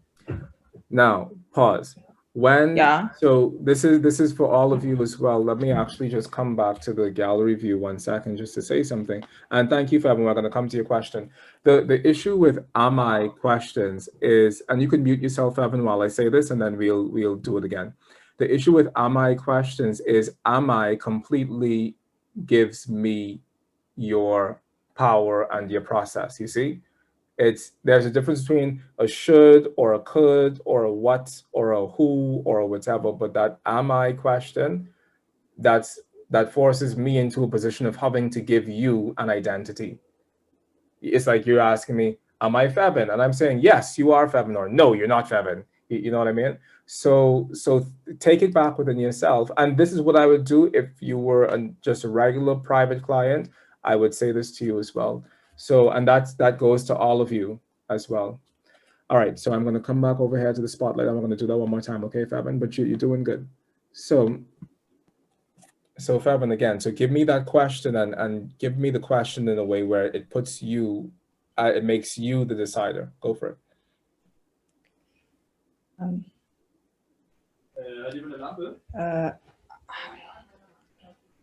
How can I bring awareness so I can see through my ideas to materialization? Beautiful. Does that sound like the essence of what you want to know? Yes, that does sound like the essence of what I want to know. Great. So the time of the question was 3:27 p.m. Those of you who are going to look up the Horary chart as well, it's 3:27 p.m. Saturday, the 26th of December, 2020, and it's cast for Nassau, Bahamas.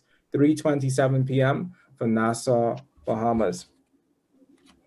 So Fevin, I'm going to shuffle these cards on your behalf, and I'm going to, well, hold on, the next piece is, Fevin, does this feel like an area of blockage or just a general guidance situation? General guidance. Okay. So Yeah. I want you to, I'm going to shuffle these cards on your behalf. Do I have permission to stand as proxy for you? Indeed you do. Okay. Thank you. So I'm going to shuffle these cards for you, and I'm going to focus on your question in my head and heart. You focus on your question in your head and heart, and we both pump that question into these cards. And can you remind me of what your question was, please? How can I best maintain awareness so I can bring my ideas into materialization? Great. When you feel as if it's appropriate for me to stop shuffling, I'm going to stop shuffling, okay? I just say okay. You have to keep yourself unmuted. Okay, cool. I'm going to start shuffling now. Oh, actually, Fevin, say the question for me one more time because I don't have it clearly in my mind yet. Say it again. All right. How can I best maintain awareness so I can bring my ideas into materialization? Great. You focus on it. I focus on it. I start shuffling now.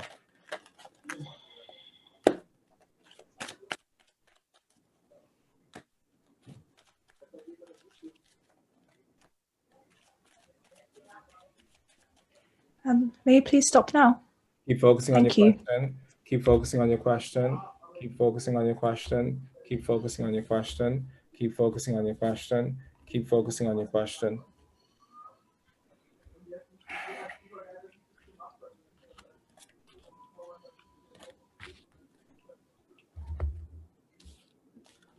Shauna, you could start timing now. And Fevin, you could mute yourself and turn off your camera.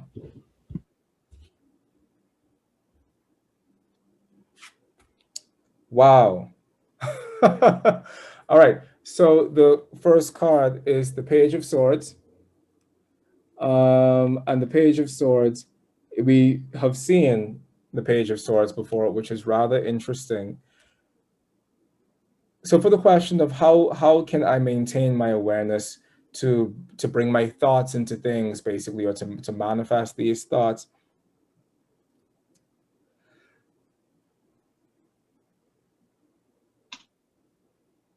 there's something within the energy of the Page of Swords that is constantly seeking, and I said this earlier for Ginny's question, but it was of a different nature. It's constantly seeking the lightning, you see? But the other thing, whoever's unmuted, mute yourself. But the other thing is that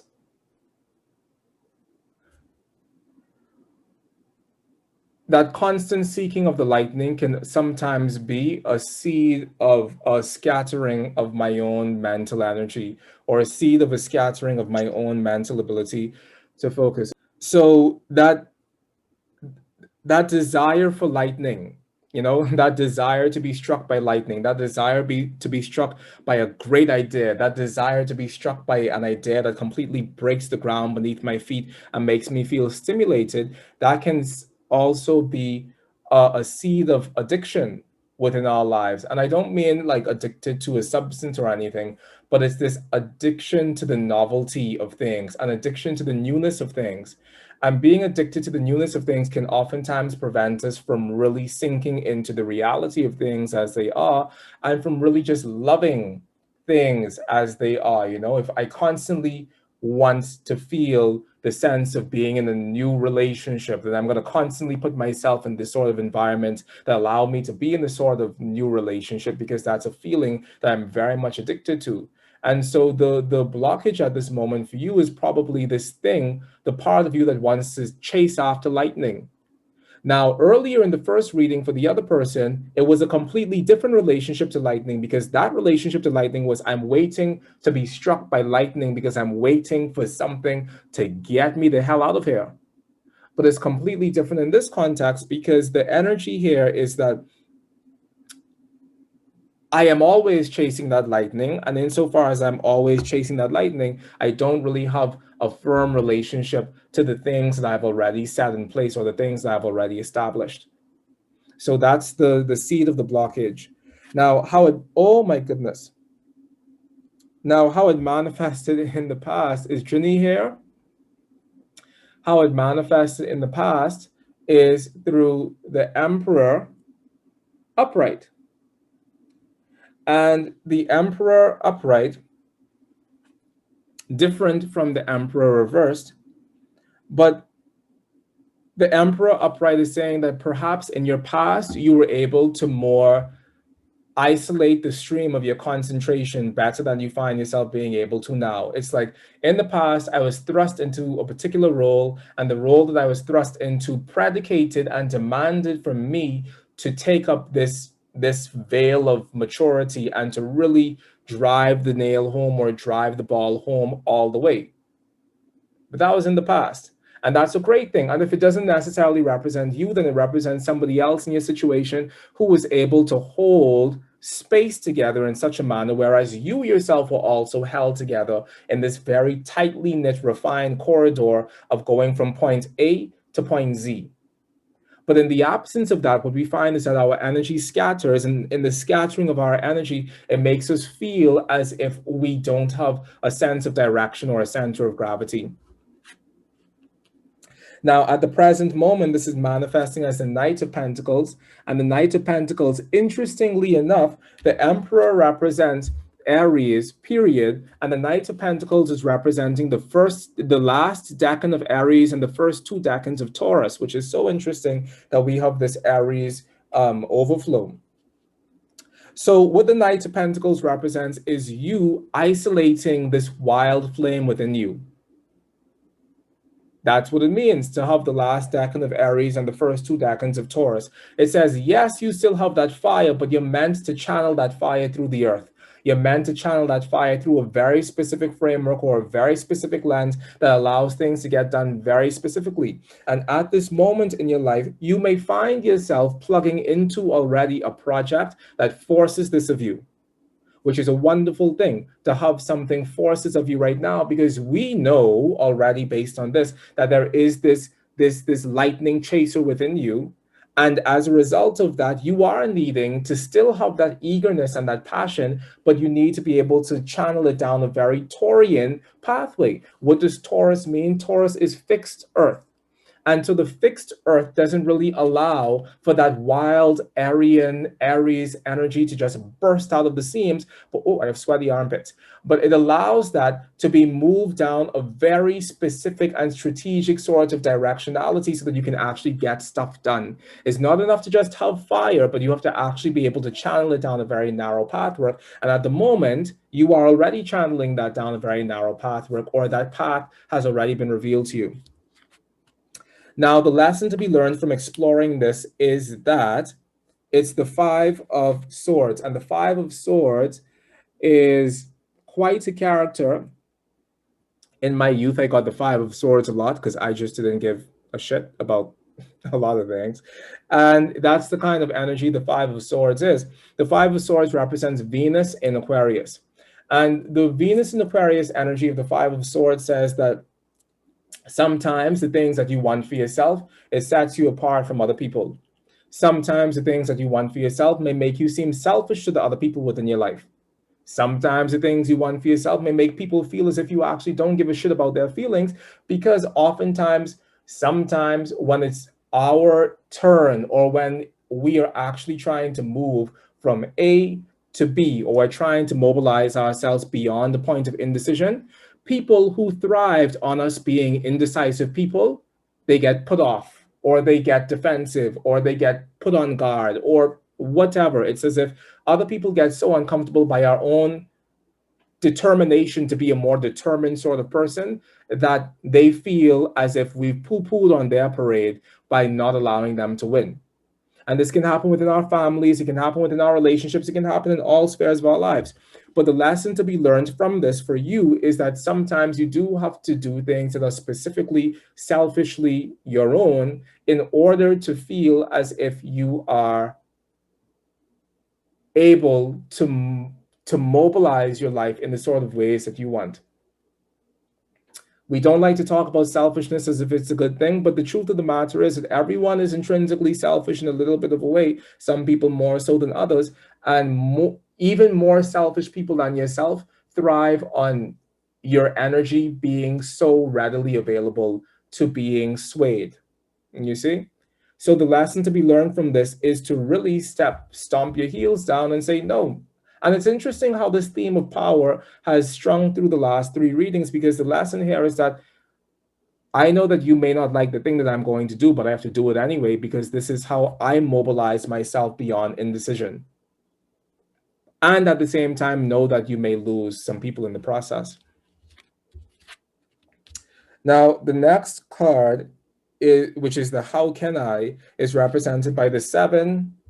That is the 7 of Cups, and the 7 of Cups is Venus in Scorpio. So it's interesting that we have these two Venus cards next to each other. We have Venus in Aquarius, Venus in Scorpio. We have two fixed Venuses. What do you call a double Venus? A Veni? A Venum? Left.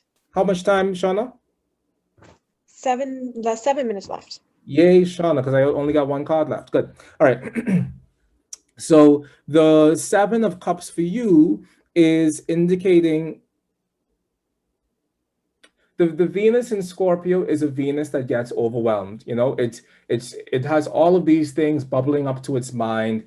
It's like Venus in a deep fryer that causes things to multiply. And that's the Venus in Scorpio energy. It's an energy of overwhelm. It's an energy of excess. It's an energy of dreams. It's an energy of incessant dreams. And those dreams become voracious in a scorpionic sort of way. They're dreams that have been injected with like dream steroid or something. And so you know that your mind is this deeply fertile, creative place. You don't have to prove it to anyone anymore. We know that you are a deeply fertile, creative person. Now, can you isolate one of those dreams and run with it? That is the thing. That's what makes this work. The ability for you to realize, yes, you have this field of dreams that you can choose from now. Can you isolate a singular seed of a dream and run with that dream from here to where that dream is meant to go? Because it doesn't matter how many dreams you have if you don't know how to bring one of them into fruition. And you need to realize that your creativity will always be a part of you, and your creativity is not jeopardized by virtue of you choosing to do one thing and do one thing well right now. If you want to go learn how to make chicken and rice, go learn how to make chicken and rice, but allow yourself to be the best chicken and rice maker at this moment, as opposed to thinking that you have to have all of the meals and the fine dining of the world under your belt, because that doesn't serve anyone, because you end up not really articulating or materializing anything within yourself other than a field of flaccid dreams. And no one likes anything that's flaccid. That is a rule of life. So the next thing is the Queen of Cups. And the Queen of Cups is representing the guiding spiritual insight for you. But it's the Queen of Cups reversed. And the Queen of Cups reversed is representing the last decan of Gemini and the first 2 decans of Cancer. The issue is that if you put yourself in this role of motherhood of these dreams that you have, then you get too attached to them. Your issue is the issue of being too deeply attached to every dream you have. That is a thing, you know? And it's a thing worth breaking, because if you go with Cancerian motherly attachment to every single dream that you can create within your mind, and we already know that Venus in Scorpio is a dreamer par excellence, so it can create and generate dreams, then you will always feel as if you're living outside of your center, because every dream that you have will pull you further and further away from the center of yourself. And we need to have a center of gravity. Things that are meaningful within our lives have 2 things: a sense of direction and a center of gravity. And the Queen of Cups reversed energy, because this is the Queen of Cups reversed, the Queen of Cups reversed energy is an energy that pulls you so deeply into the dream state that it forces you to live there in a way that isn't productive. So in acknowledging that, what you have to acknowledge for yourself is that this dream state doesn't work. It doesn't work all the time. And my mothering of each and every dream as if it was born of the flesh of my body itself also isn't a productive thing. And the sacrificing of the larger portion of my dream so that one of these dreams can come out of me and really be something within the world, it isn't a sacrificing of myself. I don't lose anything when I sacrifice things that were created within my own heart and mind. Because in the same way as those things were created, after I manifest this thing, then other things will be created. But it's important for me to isolate my energy and to go down this very specific Taurian pathway that's being presented to me at this moment in order to get things done. And the underlying card of this is the World. And the World represents Saturn. It's the 21st card in the tarot. It's the last card in the tarot, and it represents Saturn. So all of you, all 3 of you who have gone already, are having Saturn to deal with.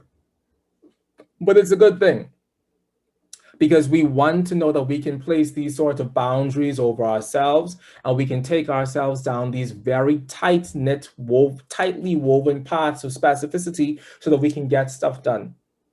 Because Jupiter is wonderful, but Jupiter unbridled becomes the essence of too much, and it becomes the essence of excess.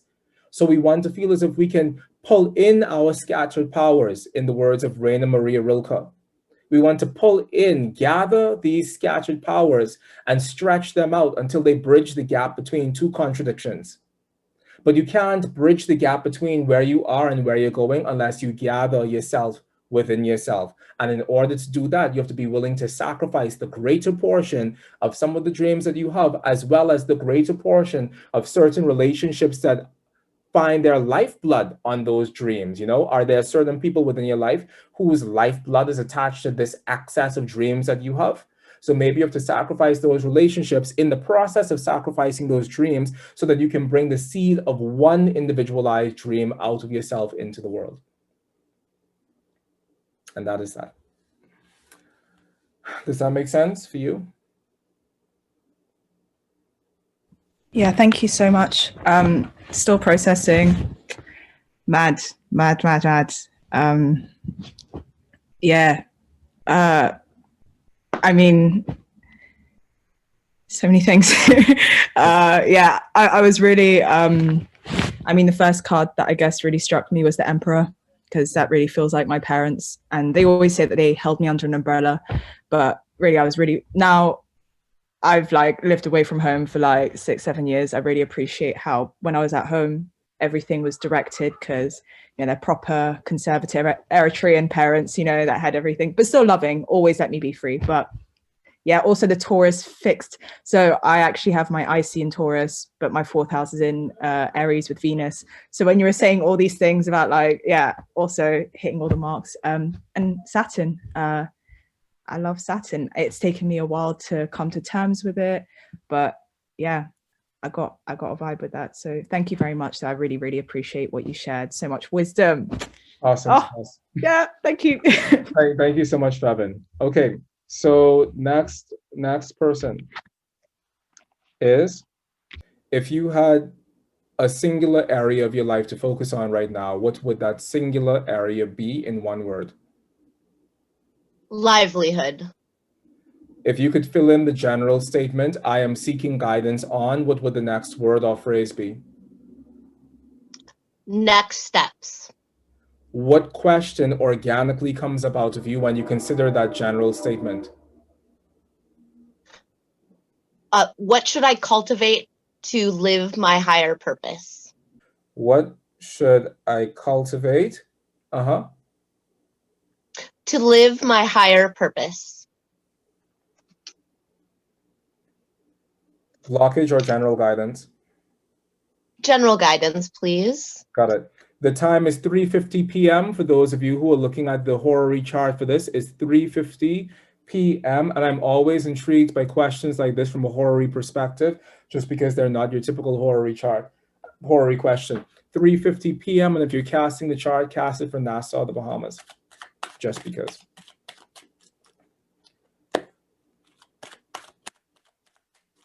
So LaFlora, I'm going to focus on your question in my head and heart. I want you to focus.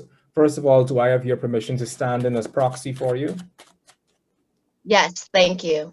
You're welcome. I'm going to focus on your question in my head and heart. You focus on your question in your head and heart, and we're both going to pump that question into the cards, okay? Now, I haven't started yet. And say the question one more time for everyone to hear. What should I cultivate to live my higher purpose? Great. When you feel as if it's appropriate for me to stop shuffling, you say stop shuffling, okay? Okay, I'm going to start shuffling now.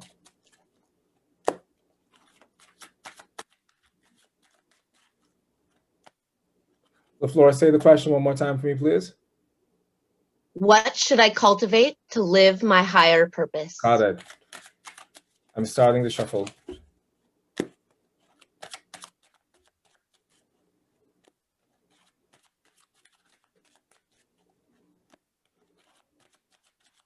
Please stop. Keep focusing on your question. Keep focusing on your question. Keep focusing on your question. Keep focusing on your question. Keep focusing on your question. Keep focusing on your question. Good.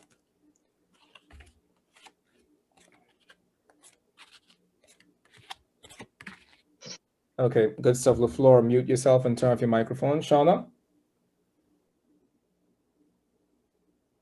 Shauna Dawkins? Yep, got it. If you have to tap out, you just let me know, okay? Yeah, no problem. All right, thank you, love. All right, so I'm starting now. It's interesting the repetitions that we are getting. So the first card is the first card represents the issue as it is right now, and the first card is the Two of Wands, which is Mars and Aries. The Two of Wands corresponds to Mars and Aries, and we spoke about this earlier as being a sense of being in a very stable sort of situation within your environment and within your life and within your heart and within yourself. And it's a really good energy because Mars in Aries, Mars has its domicile in Aries, and it represents dominion in a certain sense. So, but this being the singular issue at the moment is saying that perhaps this theme of dominion is something that you're wanting to manifest more strongly within your life. This theme of really feeling as if you hold the reins of your own life from which to decide how you're moved forward or backward. This concept of being in control of my environment, being in control of my home, being in control of my surroundings so that I can make decisions about whether or not I want to leave this place and go elsewhere is essentially what the Mars and Aries is symbolizing now. Now, in the past, it manifested as the King of Wands. When it comes to the court cards have a tendency of being people within our experience. So not just aspects of ourselves or aspects of the energy of the situation, but they also represent people within our experience. And the King of Wands is the King of Wands is representing the last decan of Scorpio and the first two decans of Sagittarius. And what this means is that within the past of your situation, there may have been a person who filled this King of Wands role. And the King of Wands is similar to the Emperor, which we saw for the couple readings we did before, but it's not as harsh and it's not as abrasive. The King of Wands we like to think of as someone who genuinely is this open-hearted, benevolent sort of person who wants to turn the world around them into something that is functional and into something that works and into something that is good for everyone, essentially. So in the past of your situation, there may have been someone in your life who filled this King of Wands motif of someone who you genuinely looked up to as a source of illumination, as a source of guidance, as a source of strength, or as someone who allowed your environment to feel like a far more stable place. In the present, we have the Ace of Pentacles reversed as representing your present situation. The aces within the tarot, they don't have one of these Mars in Capricorn or Venus in Scorpio attributions at all, because the aces represent the roots of the spirits of those elements. So the Ace of Pentacles is the root of the spirit of the element of earth, just so you know what it is. But the Ace of the Pentacles reversed is, once again, we have the reversal. But when it comes to the aces, there is nothing to go back towards because the ace is the first card of that element. So the Ace of Pentacles reversed takes you back to the Ace of Pentacles itself, upright. And what this says is that at this moment, the living circumstances that you find yourself in, they've gotten too small. And there's a sense of a bottlenecking in terms of your environment and in terms of you. And this is really an interesting thing because in the beginning of all of our processes to finding greater wholeness or whatever, our environment may be exactly the right size to give us a sense of movement as well as safety. But after we've learned the lessons that we needed to learn, then those environments can seem as if they get smaller, as if they don't allow us the freedom that we're deserving of, and as if we've outgrown our time in those spaces because our heart desires to move and to go elsewhere. And that can be the situation that you find yourself in. Last night, I visited my grandmother's house for like Christmas, observing all the social distancing protocol and whatever. And I went into a room that I used to sleep in as a child, and I turned to my cousin and I was like, did they like make the room smaller? Like, did they make the walls closer to the bed or something? Because it felt like such a tight matchbox. And she was like, yeah, they were expanding the carports and they made the room itself smaller. And so as I stepped into that space, I felt as if I was too big for the space that I was stepping into. And in a similar manner, you may feel as if you have outgrown the space that you find yourself in, which is a very important realization to have because it forces you out of the comforts of still being in that space back into the world where you can feel a sense of your own guts again. You know, we should never really be so protected to the point where we don't feel our organs, we don't feel our insides, we don't feel our organic relationship to life. And at the moment, you may be desiring to spread your wild seed or feel that sense of being alive again, which is outside and beyond the realm of the very tight box of protection that you have. Now, once again, the repetitions are that we have the Page of Swords, and I swear to you, I'm shuffling these cards well, but we have the Page of Swords coming up as a lesson to be learned, and the lesson to be learned for you is to know when it's time to leave. Why is that the theme? Why is that the theme?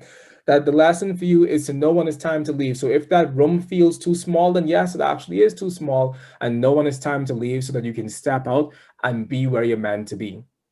Now, the question that you asked, and I wrote it down, was what should I cultivate in my life? What should I cultivate to live my higher purpose? That is being symbolized here by the Nine of Swords. And the Nine of Swords, like I said initially, is Mars in Gemini. And the Mars in Gemini issue here is if the room is too small, move. If the house is too small, move. If the relationship is too small, move. If the car is too small, get a next one or start walking or start using a bicycle. But It makes no sense for us to be the containers of our compounded suffering within our lives. If the shoe is too small, I have a friend who just bought some shoes for himself for Christmas, and the shoes are literally a size too small, and he refuses to take them back. He refuses to take them back to the shoe store because in his mind, those are his shoes, and that's the only shoe that he wants to wear, and his foot will grow into the shoe. I shit you not, a 35-year-old man told me that his foot will grow into the shoe. Your foot will not grow into the shoe. If the shoe is too small, give it back, because there are other shoes in the world. Similarly, there are other relationships in the world. There are other housing situations within the world. There are other jobs in the world. There are so many other things within the world that can bring you the sort of stability that you want, other than the very tight box that you find yourself in now that probably once served you, but at this moment has no relevance to the shape that your life is taking. Now, apropos having no relevance to the shape that your life is taking, we have the Sun card reversed, and you guessed it, the Sun represents the Sun. And what that means in 8 relation... minutes, Mychal. Thank you, my dear. What that means in relation to your life, LaFlora, is that there are forces from your past that are diminishing the brightness of the sun that is within you and the sun that wants to shine. And those forces can be familial forces, they can be ancestral forces, whatever they are. They can even be relationships that probably once gave you stability, but they no longer give you stability. So it's like, WTF, why am I still here, sort of thing. But those things need to be handed over. We have to give to Caesar what belongs to Caesar so that we can have freedom. Because that freedom of the solar principle within us is a seed of vitality within all of us. And that seed of vitality within you is a seed that's meant to be taken out into the world freely, without any sense of inhibition or without any sense of being beholden to a structure or a story in the past that doesn't serve you. And the underlying energy of the entire situation is represented by the Knight of Swords reversed, which is the airy portion of air. That's what the Knight of Swords means. But it's also the final decan of Capricorn and the first 2 decans of Aquarius. And what that indicates is, if there's a hole in your pocket, you're not meant to pretend as if there isn't. If there's a hole, a pothole, a crater within your life, you're not meant to pretend as if there isn't, because the more you pretend that that hole doesn't exist, then the more that hole actually yawns its foul breath onto the rest of your life. And it causes you to move through life doing other things that don't actually attend to the hole. So focus on the hole, because not focusing on the hole is the seed of what makes people go crazy. And you're not meant to go crazy at no point in this future or the distant future. So focus on the hole, do the patchwork necessary. And if you have to do some painful things in the hole, then do those painful things in the hole so that those painful things don't spill out into the greater fabric of your life. It's okay to be someone's sibling, but not be someone's sibling, because that previous familial comfort that that person represents doesn't actually bring you a sense of joy, and it doesn't actually bring you a sense that you're moving towards where you need to be. Does that make sense? Oh shit.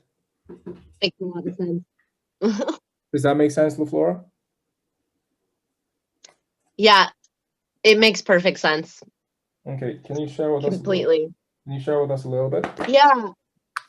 Well, I'm just ending a long relationship. It's just kind of in its waning phases. And it really was something now from the perspective I'm in that I can see it was necessary, but it's also holding me back from this potential that I have. And it was interesting over the time of being in this whole reading, my question kind of vacillated between all the things you talked about, and I was able to narrow it down to that. But the reading addressed all of the fringe elements of that thought as well.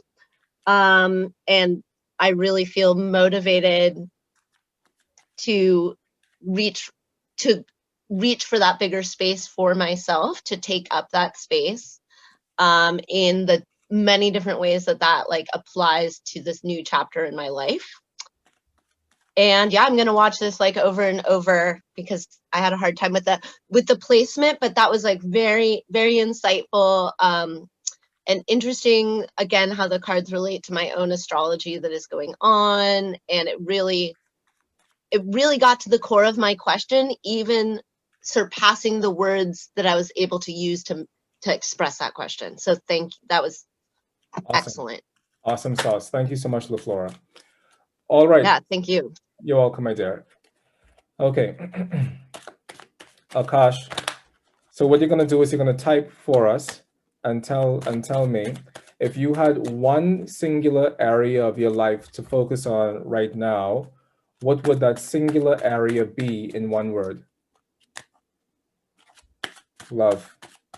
If you could fill in the general statement, I am seeking guidance on, what would your next word or phrase be?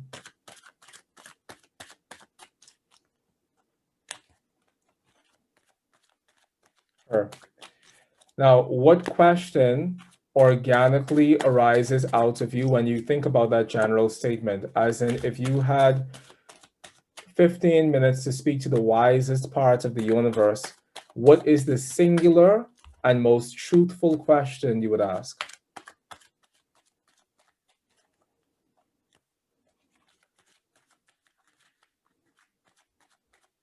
Should I end up with her? So, so are you asking whether or not is this person the right person for you? Is that more along the lines of what you're asking? Okay, so you reword that question and then give me the question back, okay? In whatever way feels most natural or most normal for you.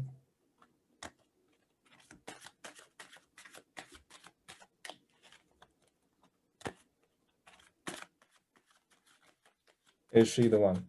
Got it. Okay, so that's a pretty straightforward question. What we're going to do for this one is a past, present, and a future spread, just because that question can be handled in that sort of way. So do I have your permission to stand in as proxy for you? Great. All right, so the question is she the one? And those of you taking down the Hori chart, the current local time is 4:10 p.m. And the question is from Akash, asking, is she the one? At 4:10 p.m. Wunderbar. All right, so Akash. All right, so Akash, I'm going to hold your question within my head and heart, and you hold your question in your head and heart. And the question is she the one? And I'm going to shuffle these cards on your behalf. And when you feel as if it's appropriate for me to stop shuffling, you just type the word stop. I haven't started yet, but I'm going to start right now. Okay, just say yes if we're clear on that.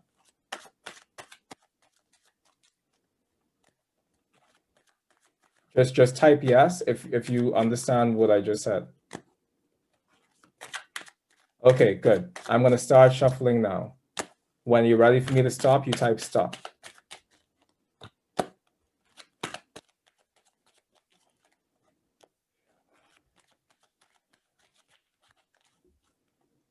Keep focusing on your question. Keep focusing on your question. Keep focusing on your question. Keep focusing on your question. Keep focusing on your question. Keep focusing on your question.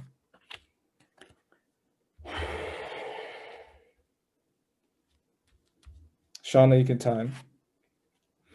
So the past of this question is represented by the Three of Swords, and the Three of Swords is symbolizing Saturn in Libra.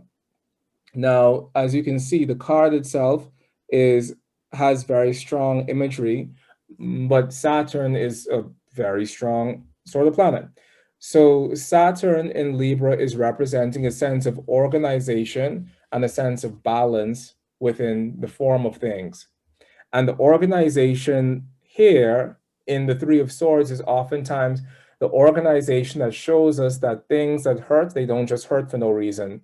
They hurt because they exist within the larger pattern of something that we've consistently done to ourselves. So it carries some of that devil energy from the previous reading we did, where it spoke about this patterning, but it's saying that if you find yourself currently facing a similar feeling of hurt or a similar feeling of pain or a similar feeling of suffering, if the suffering that you've gone through has consistently been the same and carried the seed of sameness and similarity, then what you're needing to know is that it's not the problem of the swords that is the problem, but there's something that is magnetizing those swords within the heart of the person themselves.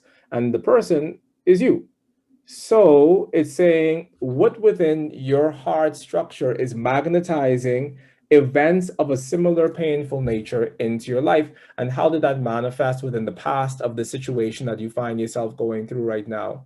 Because Saturn, no matter what guise Saturn is wearing, is always there with the intention of giving us something to think about, something to slow down about, so that we can integrate a larger body of a story or a lesson into our lives. The present situation is symbolized by the sun, which is a complete juxtaposition, or which stands in complete juxtaposition to the Saturn before, because the sun, and it came up in LaFleur's reading, the sun is representing that you have learned those lessons, and you feel like as a result of you having learned those lessons already from the negative situations that you've gone through in the past, you now can stand boldly within yourself and say, yes, this thing is something that I do want. Yes, the things that I want now in this version of my life are unencumbered by anything that I used to attract to myself. So I've already done my 40 days of rehab. I've already done the recreation of myself. So the things that I'm now bringing into my life and my experience are things that are completely based on the person who I currently am, as opposed to any feedback or any sort of negative conditioning or any sort of negative patterning that I may have allowed myself to be a part of in the past. Now, the curiouser and curiouser, the final outcome card is symbolized by the Seven of Cups reversed.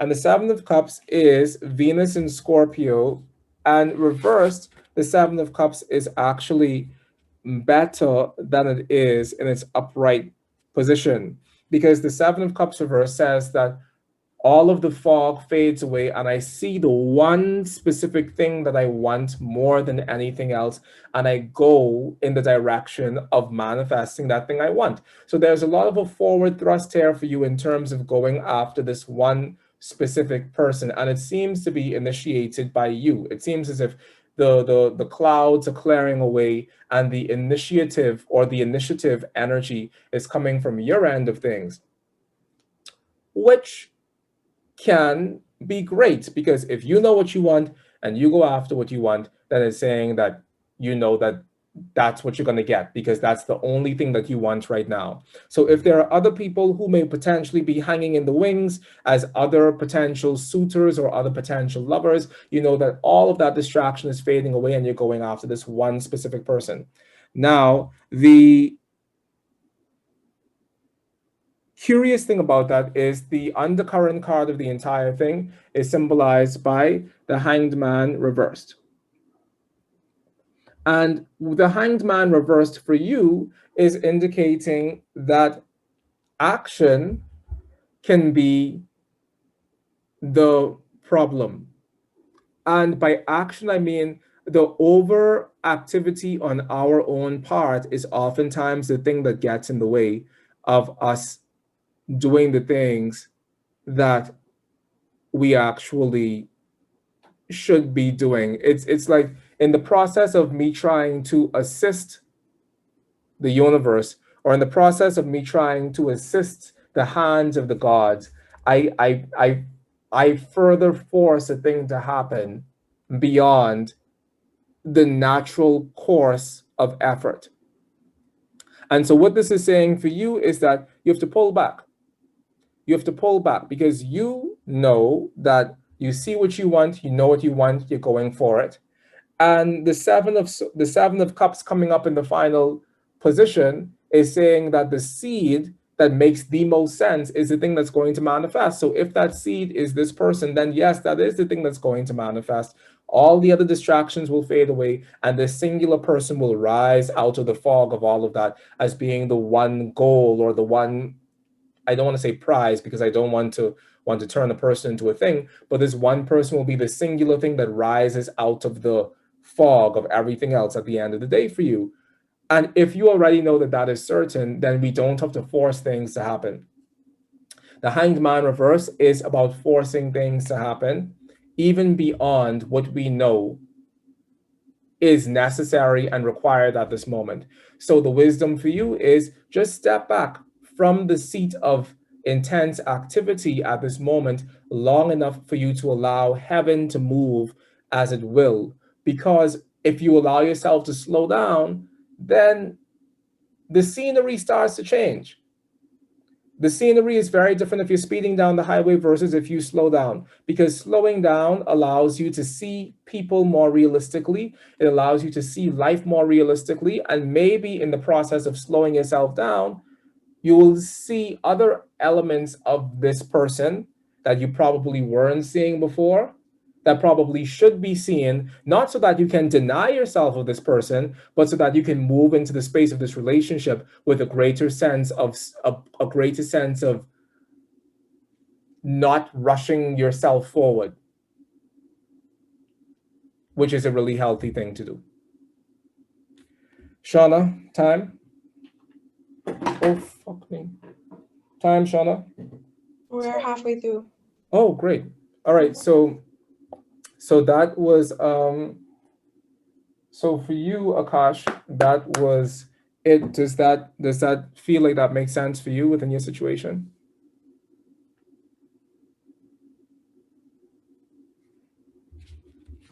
Yeah. Yeah, exclamation mark. Okay, cool. Well, I won't. Okay, go into it if you like. And then the next person will be Kendall, and then the next person will be Wa, and then we would have done it. Well, do you feel as if you've been going about it in really solar, do you feel as if you've been putting yourself in a position to make things happen in terms of the connection and in terms of who goes to who, or how do you feel that's been for you? Essentially, are you operating in excess, and have you felt yourself operating? She's the one trying to make it happen. So how does that fit within? So then pulling back from that for a second, if she's the one trying to make it happen, does it feel like that is the space where you're being rushed from? As in, the rush is coming from the outside, is not actually coming from within you?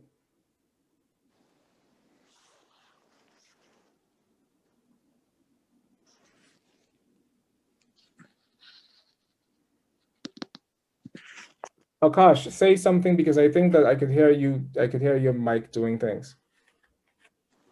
Yeah, but I got hurt in the past, so I am slowing it down.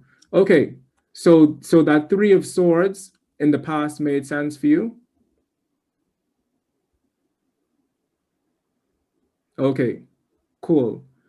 And so the messaging there is that it needs to be slowed down and it doesn't need to be rushed. I think that those are the two things. But now that you've added that piece of information, the Sun card has another dynamic.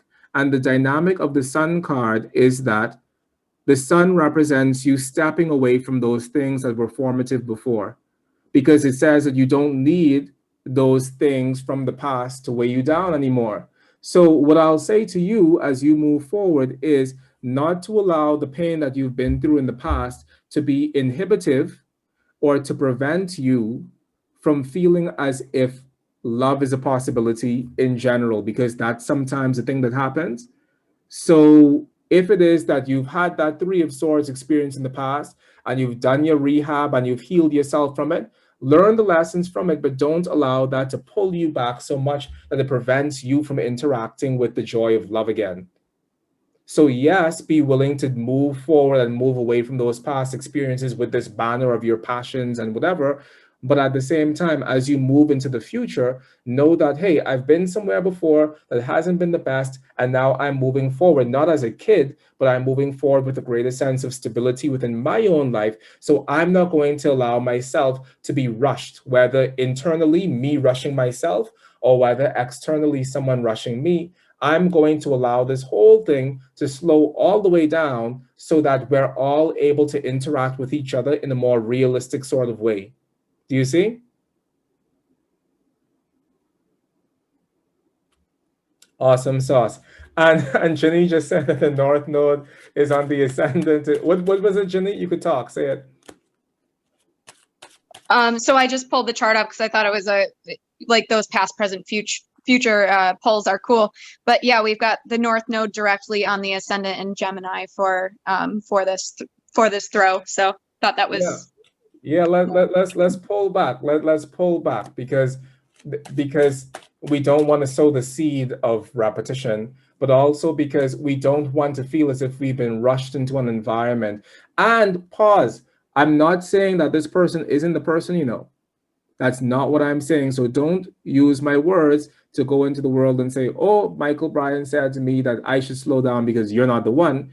But I'm saying allow yourself to slow down long enough so that you can make an informed decision within yourself as to whether or not this person is the one, or as to whether or not this person behind all of the smoke that gets generated through the speed of it all, do I find something that I love, and do I find something that I can cherish?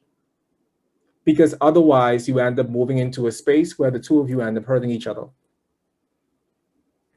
Okay. All right, so the next person, Kendall, if you're there, you're there. And then the final person, I think, is Wa. Kendall?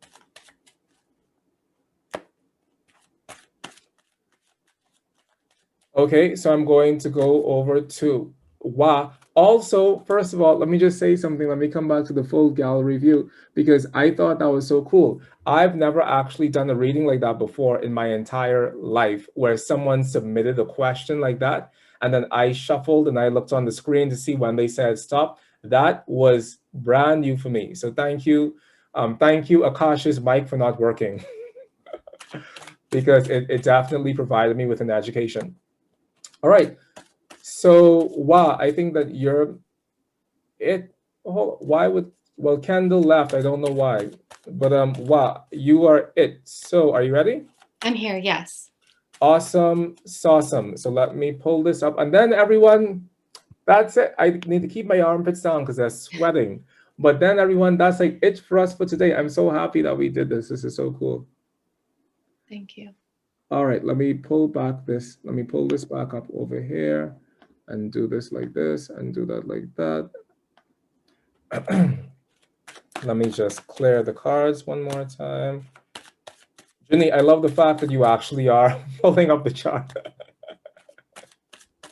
It's a good thing. All right, let me clear the cards.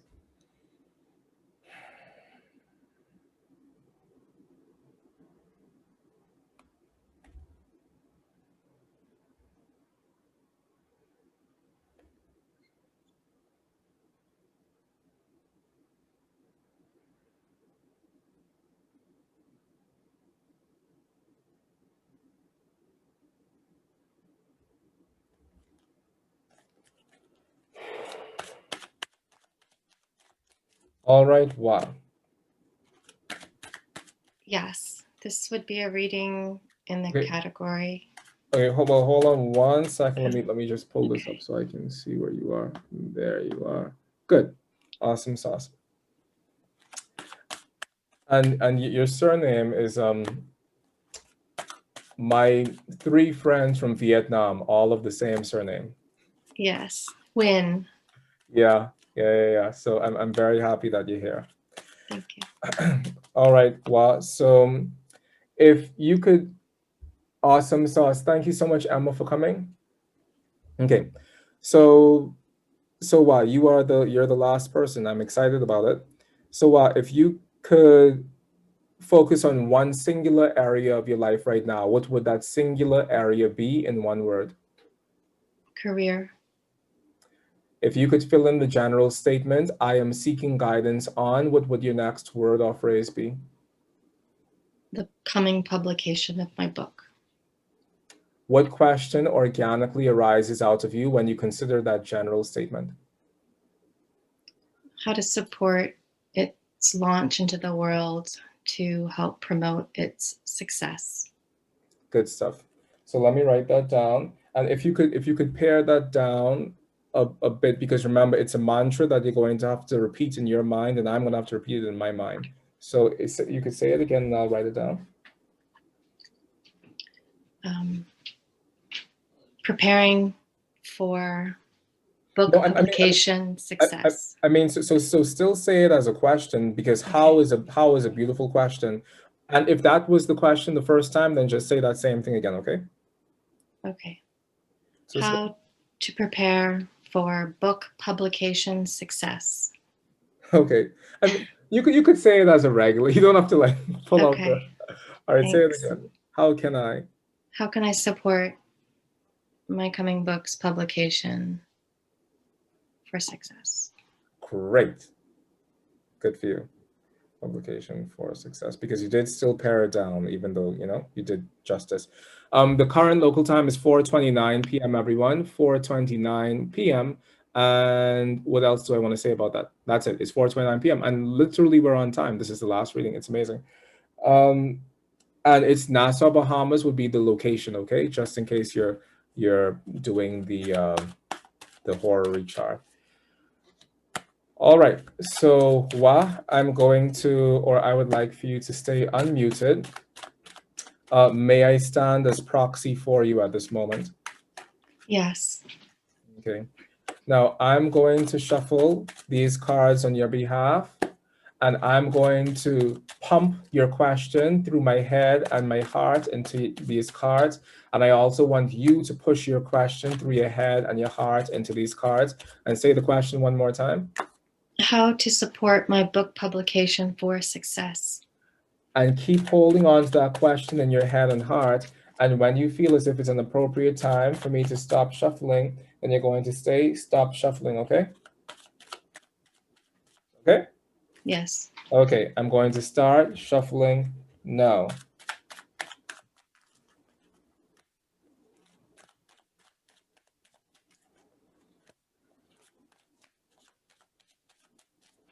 Stop. Keep focusing on the question. Yes. Keep focusing on the question. Keep focusing on the question. Keep focusing on the question. Keep focusing on the question. Keep focusing on the question. All right, thank you.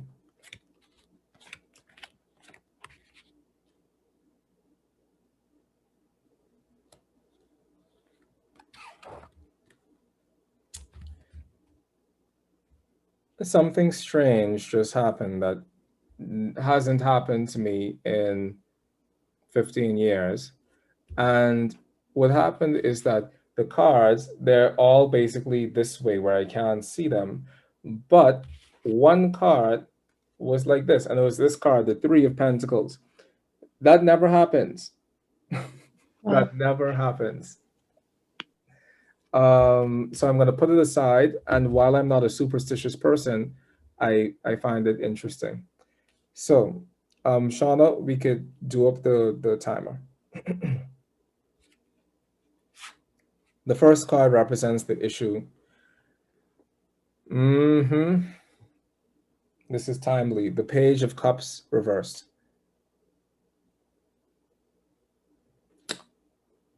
The issue at this moment is that you have to remember, when I was going to university for the very first time, someone said to me, Michael, when I went to that same university, the chancellor of the university said to all of us, remember why you came here and don't leave here without it. And that stuck with me. You know, it's almost, 10, 13 years later, and that still is at the forefront of my mind, this concept of remembering why we came here and not leaving here without it. Oftentimes when we're working on bringing something creative out of ourselves into the world, the card is the Page of Cups reversed, by the way. The Page of Cups reversed is representing the earthy part of water, and it represents the issue. Oftentimes when we're bringing a creative work out of ourselves, we get so consumed within the creative work itself. And then we get consumed within the expectations of other people. And then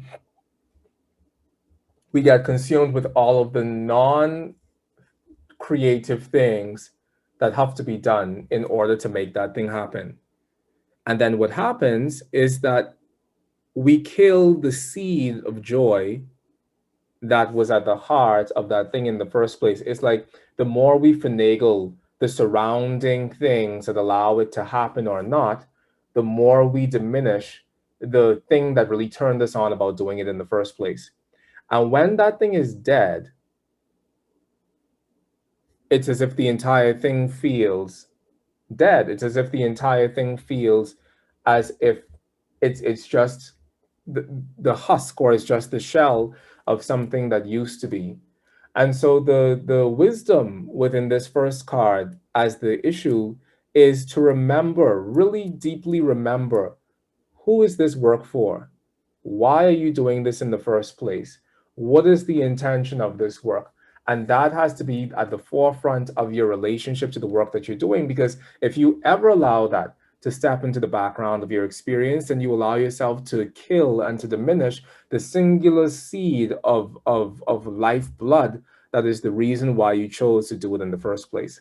So remembrance is paradise, forgetfulness is exile. And if you allow yourself to forget the reason why you were doing it in the first place, then you exile yourself from that parasitic, not parasitic, but parasitic, that paradise experience of really operating from the center of your joy and also operating from the center of your purpose. How it manifested in the past was by the Ace of Wands. Like I said to you all earlier, the aces don't represent anything. They do, but they don't represent these combinations like earthy part of water or Martian part of Gemini or nothing. The aces represent the root, the spiritual roots of the elements. So the Ace of Wands is the spirit of the elements of fire. And so in the past, you were completely turned in, tapped in, tuned in, and turned on to what it is you were doing. I was trying to do the Abraham Hicks thing. You know, when Abraham channels, they do this whole turned in, tapped in, tuned on sort of thing. And I'm not channeling, I'm just reading cards. So it wasn't accessible. But the point is that the Ace of Wands in the past represents a place where you were completely at one with this force of fire as it was rising up within you to do this thing. It was the purifying force of fire that allows us to see our path. It was the spiritual gift of fire that allows us to be inspired. You were completely there. And that is a powerful and a pure and a potent force, and we're never meant to forget that. We're never meant to forget that that is actually the true seed of creation within us. Because when we forget that, and when the entire thing just goes into the logistics and the rationale and the breakdown and the financial reports, and when it turns into all of that other stuff, then we forget that seed. We forget that seed of childlike wonder. And the worst thing that can happen to any of us within this life is that we forget the essence of magic, and that magic leaves our experience. Sometimes our astrology gets like that. It gets very heady. It gets very intellectualized, and then we get lost within the reeds of intellection. And we exile ourselves from the internal magical heart of these practices that really have inspired us. And you're meant to stay connected to that inspiration, because that your connection to that inspiration is going to serve as a light unto the world and as a light unto everyone around you. And if you can remember why you came here, And if you can allow that inspiration in the beginning to be as potent as it is in the end, then what you end up setting up for yourself is a place where you will always feel surrounded by the essence of success, because that success is going to be the success of knowing that you're getting these thoughts out of yourself, and you are excited at the prospect of getting them out of yourself, because when they're out of yourself, they have utility for others.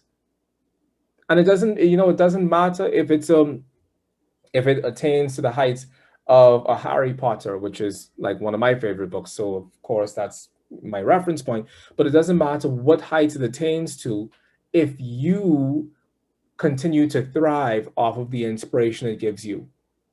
And that has to be front and center. Oh man, you are thriving. You are thriving. The Ace of Cups is what's symbolized as your present situation. The Ace of Cups. If we see the 10 of Cups in this reading, I will cry water tears. And the reason why I'll cry water tears is because this morning I wrote something before doing this reading, before coming into this space. I consulted the tarot for myself, and the 10 of Cups came up. And I do want to still read that to you all when I'm done. But you haven't forgotten. You haven't forgotten. You haven't forgotten. And it is this wet, uprushing source of life within you that you haven't forgotten what turns you on about this. And it still gets you wet. It still makes you salivate. It still turns you on. It still speaks to the heart of who you are. From the Ace of Cups proceeds 5 streams of water, and those 5 streams of water are our 5 senses being turned on, and when the 5 senses are turned on, it overflows within the larger emotional landscape of our lives. And the dove bringing this wafer of Holy Communion into the cup is symbolic of this being an act of grace. The joy and the exaltation and the internal sense of jubilee that you feel within yourself is an act of utmost grace. And that grace comes in spite of ourselves. One of the students at Oraculos the other day said that he felt as if he was learning astrology in spite of himself, or despite his own limitations. Thank you, Shauna. And that thing of being able to operate despite ourselves is really the seed of something truly amazing. When your practice allows you to step into a sphere that has no relationship to the limitations of who you are, but it completely transcends that, is a beautiful thing. So you are at this moment reminded to stay connected to that source of your inspiration, just as you have it now, but know that as you move deeper into this situation and as the fabric of things begin to shift and change around you, that you still have to stay connected to that inspiration, because if you let that die even for a little bit, then you'll feel dry and you'll feel barren and you'll feel like a desert within yourself. And you never want to feel like that, especially in the process of bringing out something creative into the world. The lesson to be learned from exploring this is represented by the King of Wands. And the King of Wands may represent another person in your situation. It could also represent an aspect of yourself. And the King of Wands is the fiery part of fire. The fiery part of fire. It is the seed of life. So everything about this is young and fecund and fertile and ready to be implanted into something even greater. And the lesson to be learned from this is that if you have a seed of clarity within yourself, then that is a clarity that you're meant to take within the world. If the other people within your surroundings are also having and holding clarity within themselves, and you can plug into those people as a means of further lifting up your own spirits, then plug into those people, even if it's one person, even if this King of Wands is representing one person within your life, the one Sagittarian within my life who holds this flame and who can hold himself in a place of jubilation that can also pull me into that space when I get down, then that's someone who you need to really plug into, or maybe that's someone who you've already plugged into. But the point is that you have to see where you're going and you have to only go there. There's a quote from The Alchemist when the main character is speaking to nature, and he And nature essentially is goading him down the path of his destiny. And he said, but what if in the process of going down the path of my destiny, I failed? And nature said to him, it's better to die in the process of fulfilling your destiny than to die never knowing what your destiny was. And that is something that's held within the heart of the King of Wands, especially within this richer, fertile situation that we're in, that you become better when you carry this torch of yourself into the world. And so it has nothing to do with how can I prepare the field so that the book can be successful. The field is the least of it. The field is the field of you, the field of your own heart, and the preparation and the cultivation that has to take place is the cultivation of your internal self. That is the field that's there needing to be cultivated and needing to be prepared. And that field can only be cultivated by continuing to be and exist in places of inspiration. We think that we can deplug ourselves and plug ourselves out of our greater fountains of inspiration after we've already done the work. But it's in that middle passage that you're also needing inspiration. And it's in that middle passage where the journey is most treacherous. The passage between the thing about to be born within the world and that thing still being within yourself, or that thing still being within the publishing house, or that thing still being not yet realized.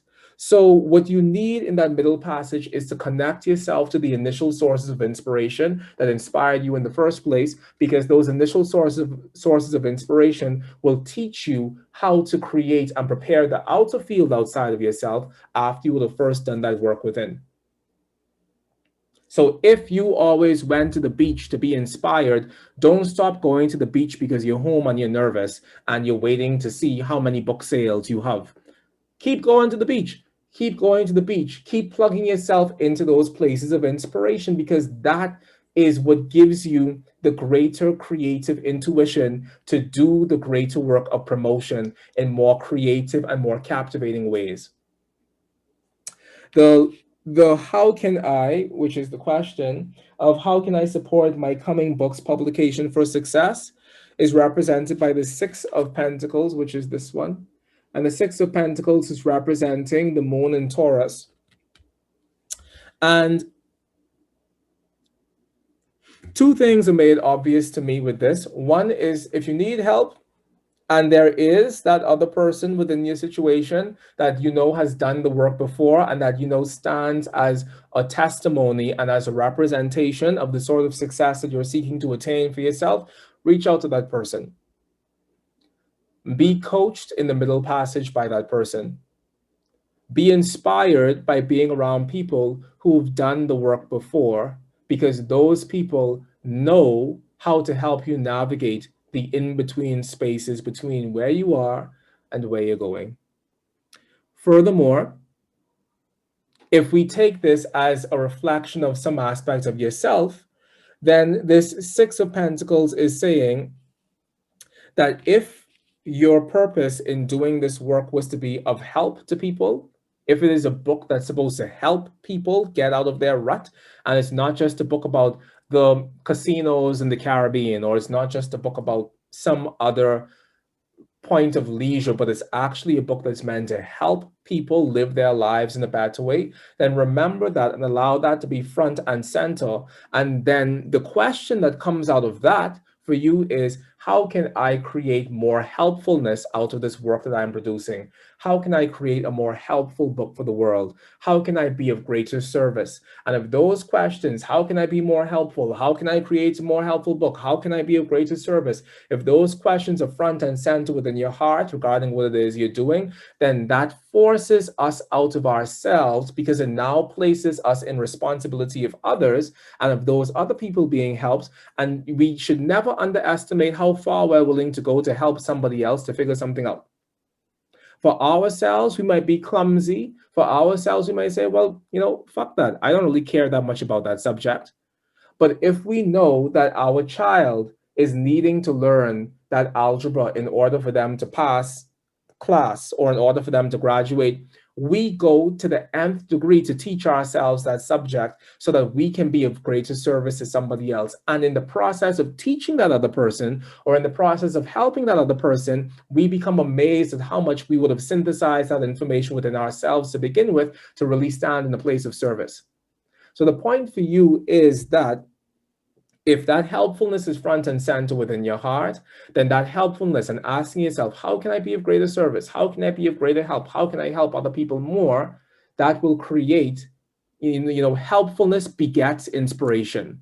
Because when we're trying to figure out how to be more helpful, then it naturally sets us in this field of inspiration. Because at that point, it doesn't become about, did I write the best book in the world? It becomes, was I truly helpful? Did I help a person's soul heal? Did I help someone get themselves over that fjord of life's experience? How did I step in the gap for someone else? And that's Mychal, that's time. Okay, great. One more card. Mhm. And then the final thing within all of this is represented by the Ace of Swords reversed, which is the root of the spirit of air. And the Ace of Swords reversed, as the guiding spiritual insight, says to us that your mind is the greatest tool that you have. And you're not meant to use your mind to overwhelm you. And you're not meant to use your mind to stress you out. And you're not meant to use your mind to be antagonistic to yourself. And maybe that isn't where you find yourself right now, because like I said, from the looks of it, it's a pretty good feeling sort of energy. But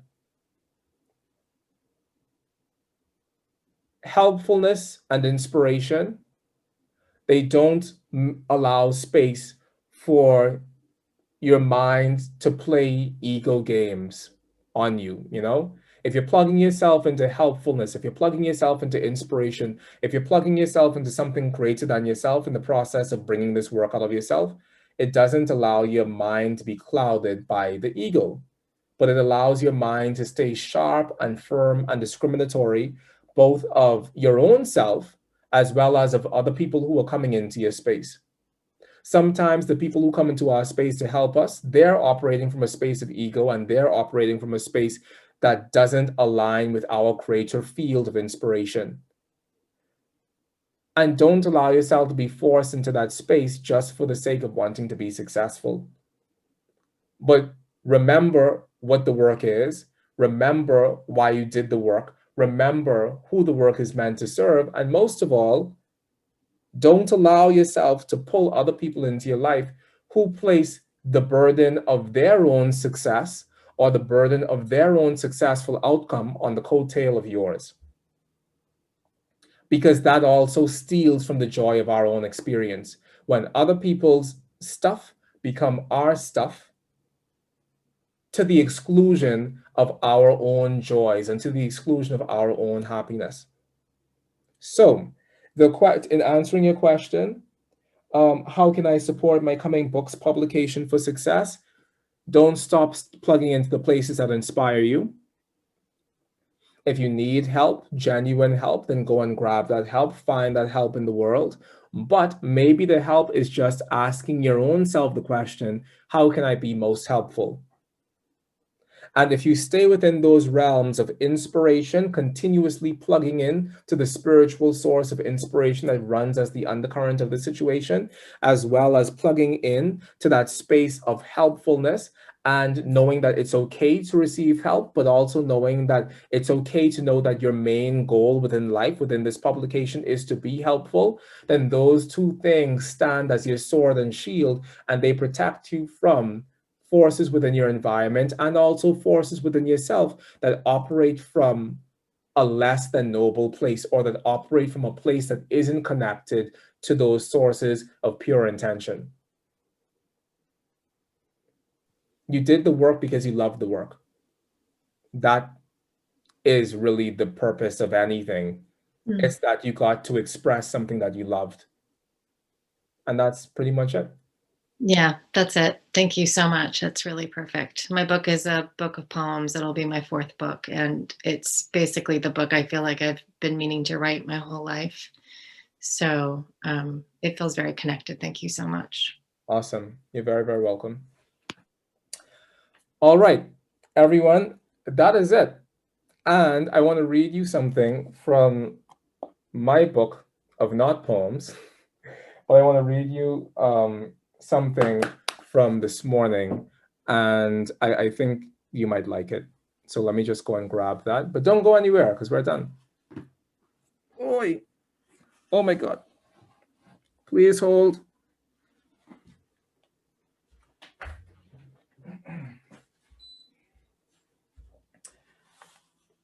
Oh my goodness gracious. I'm wearing my hunting socks. I was wearing them this whole time. They're my pride and my joy. And here we go. So today, when I was scared shitless about how to go about this whole marathon, tarot marathon, because I've never done one of these before in my life, I wrote in my journal the following. There is a balm in Gilead. It runs from the doors of the mist-filled house. It is not something wrought by human hands. It comes as a gift after your long years of service to something higher than yourself.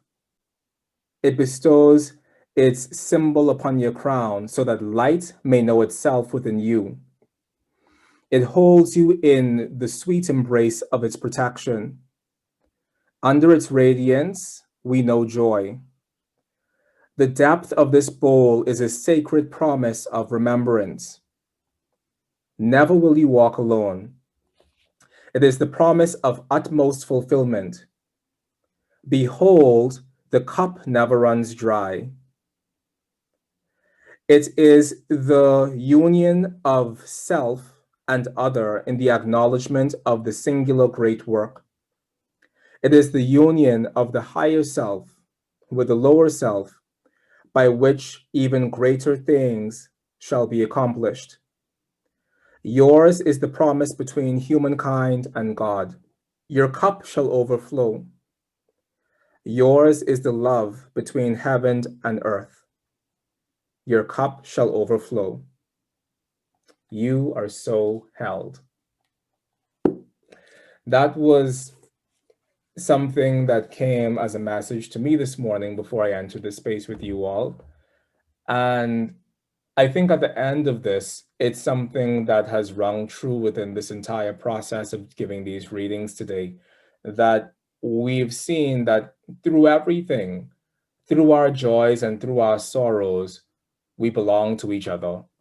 And through our joys and through our sorrows, we belong to a cosmos that has the ability to not just reflect these stories back to us, but that also has the ability to show us that this thing that you're going through right now within your life isn't just some flippant thing, but it's actually a part of the larger story of your life being told. And when you can see your story reflected back to you in this sort of way, it gives you a peace that truly passeth all understanding, that allows you to know that even if you're going through something that feels particularly challenging right now, you are held. You will never walk alone. Your cup overflows. And this love that you have between your own life and your own story is the love that exists between heaven and earth. And your cup will overflow regardless of what it feels right now. So on that note, I'm so appreciative of all of you for coming. I'm appreciative of Shauna for being a wonderful timekeeper always. Shauna, I love you like I love cooked food. Yeah, it's that much. And thank you, all of you. Thank you, Sarah, who was here earlier. And thanks to each and every one of you. You really make my life so much better. And I'm so happy that I know you. And now you see the other side of my weird and wonderful life. He's a witch! Sam is walking outside in the snow. Thank you for coming, Sam. Thank you, KPF. Thank you, Fevin. Thank you, Jenny. Thank you, Catherine. Thank you, Lindsay. Thank you, Shane. Thank you, Sam. Thank you, LaFlora. Thank you, Ebony. Thank you, Shauna. Thank you, Akash. Thank you, Wa. Thank you, Nikki. And that's about it.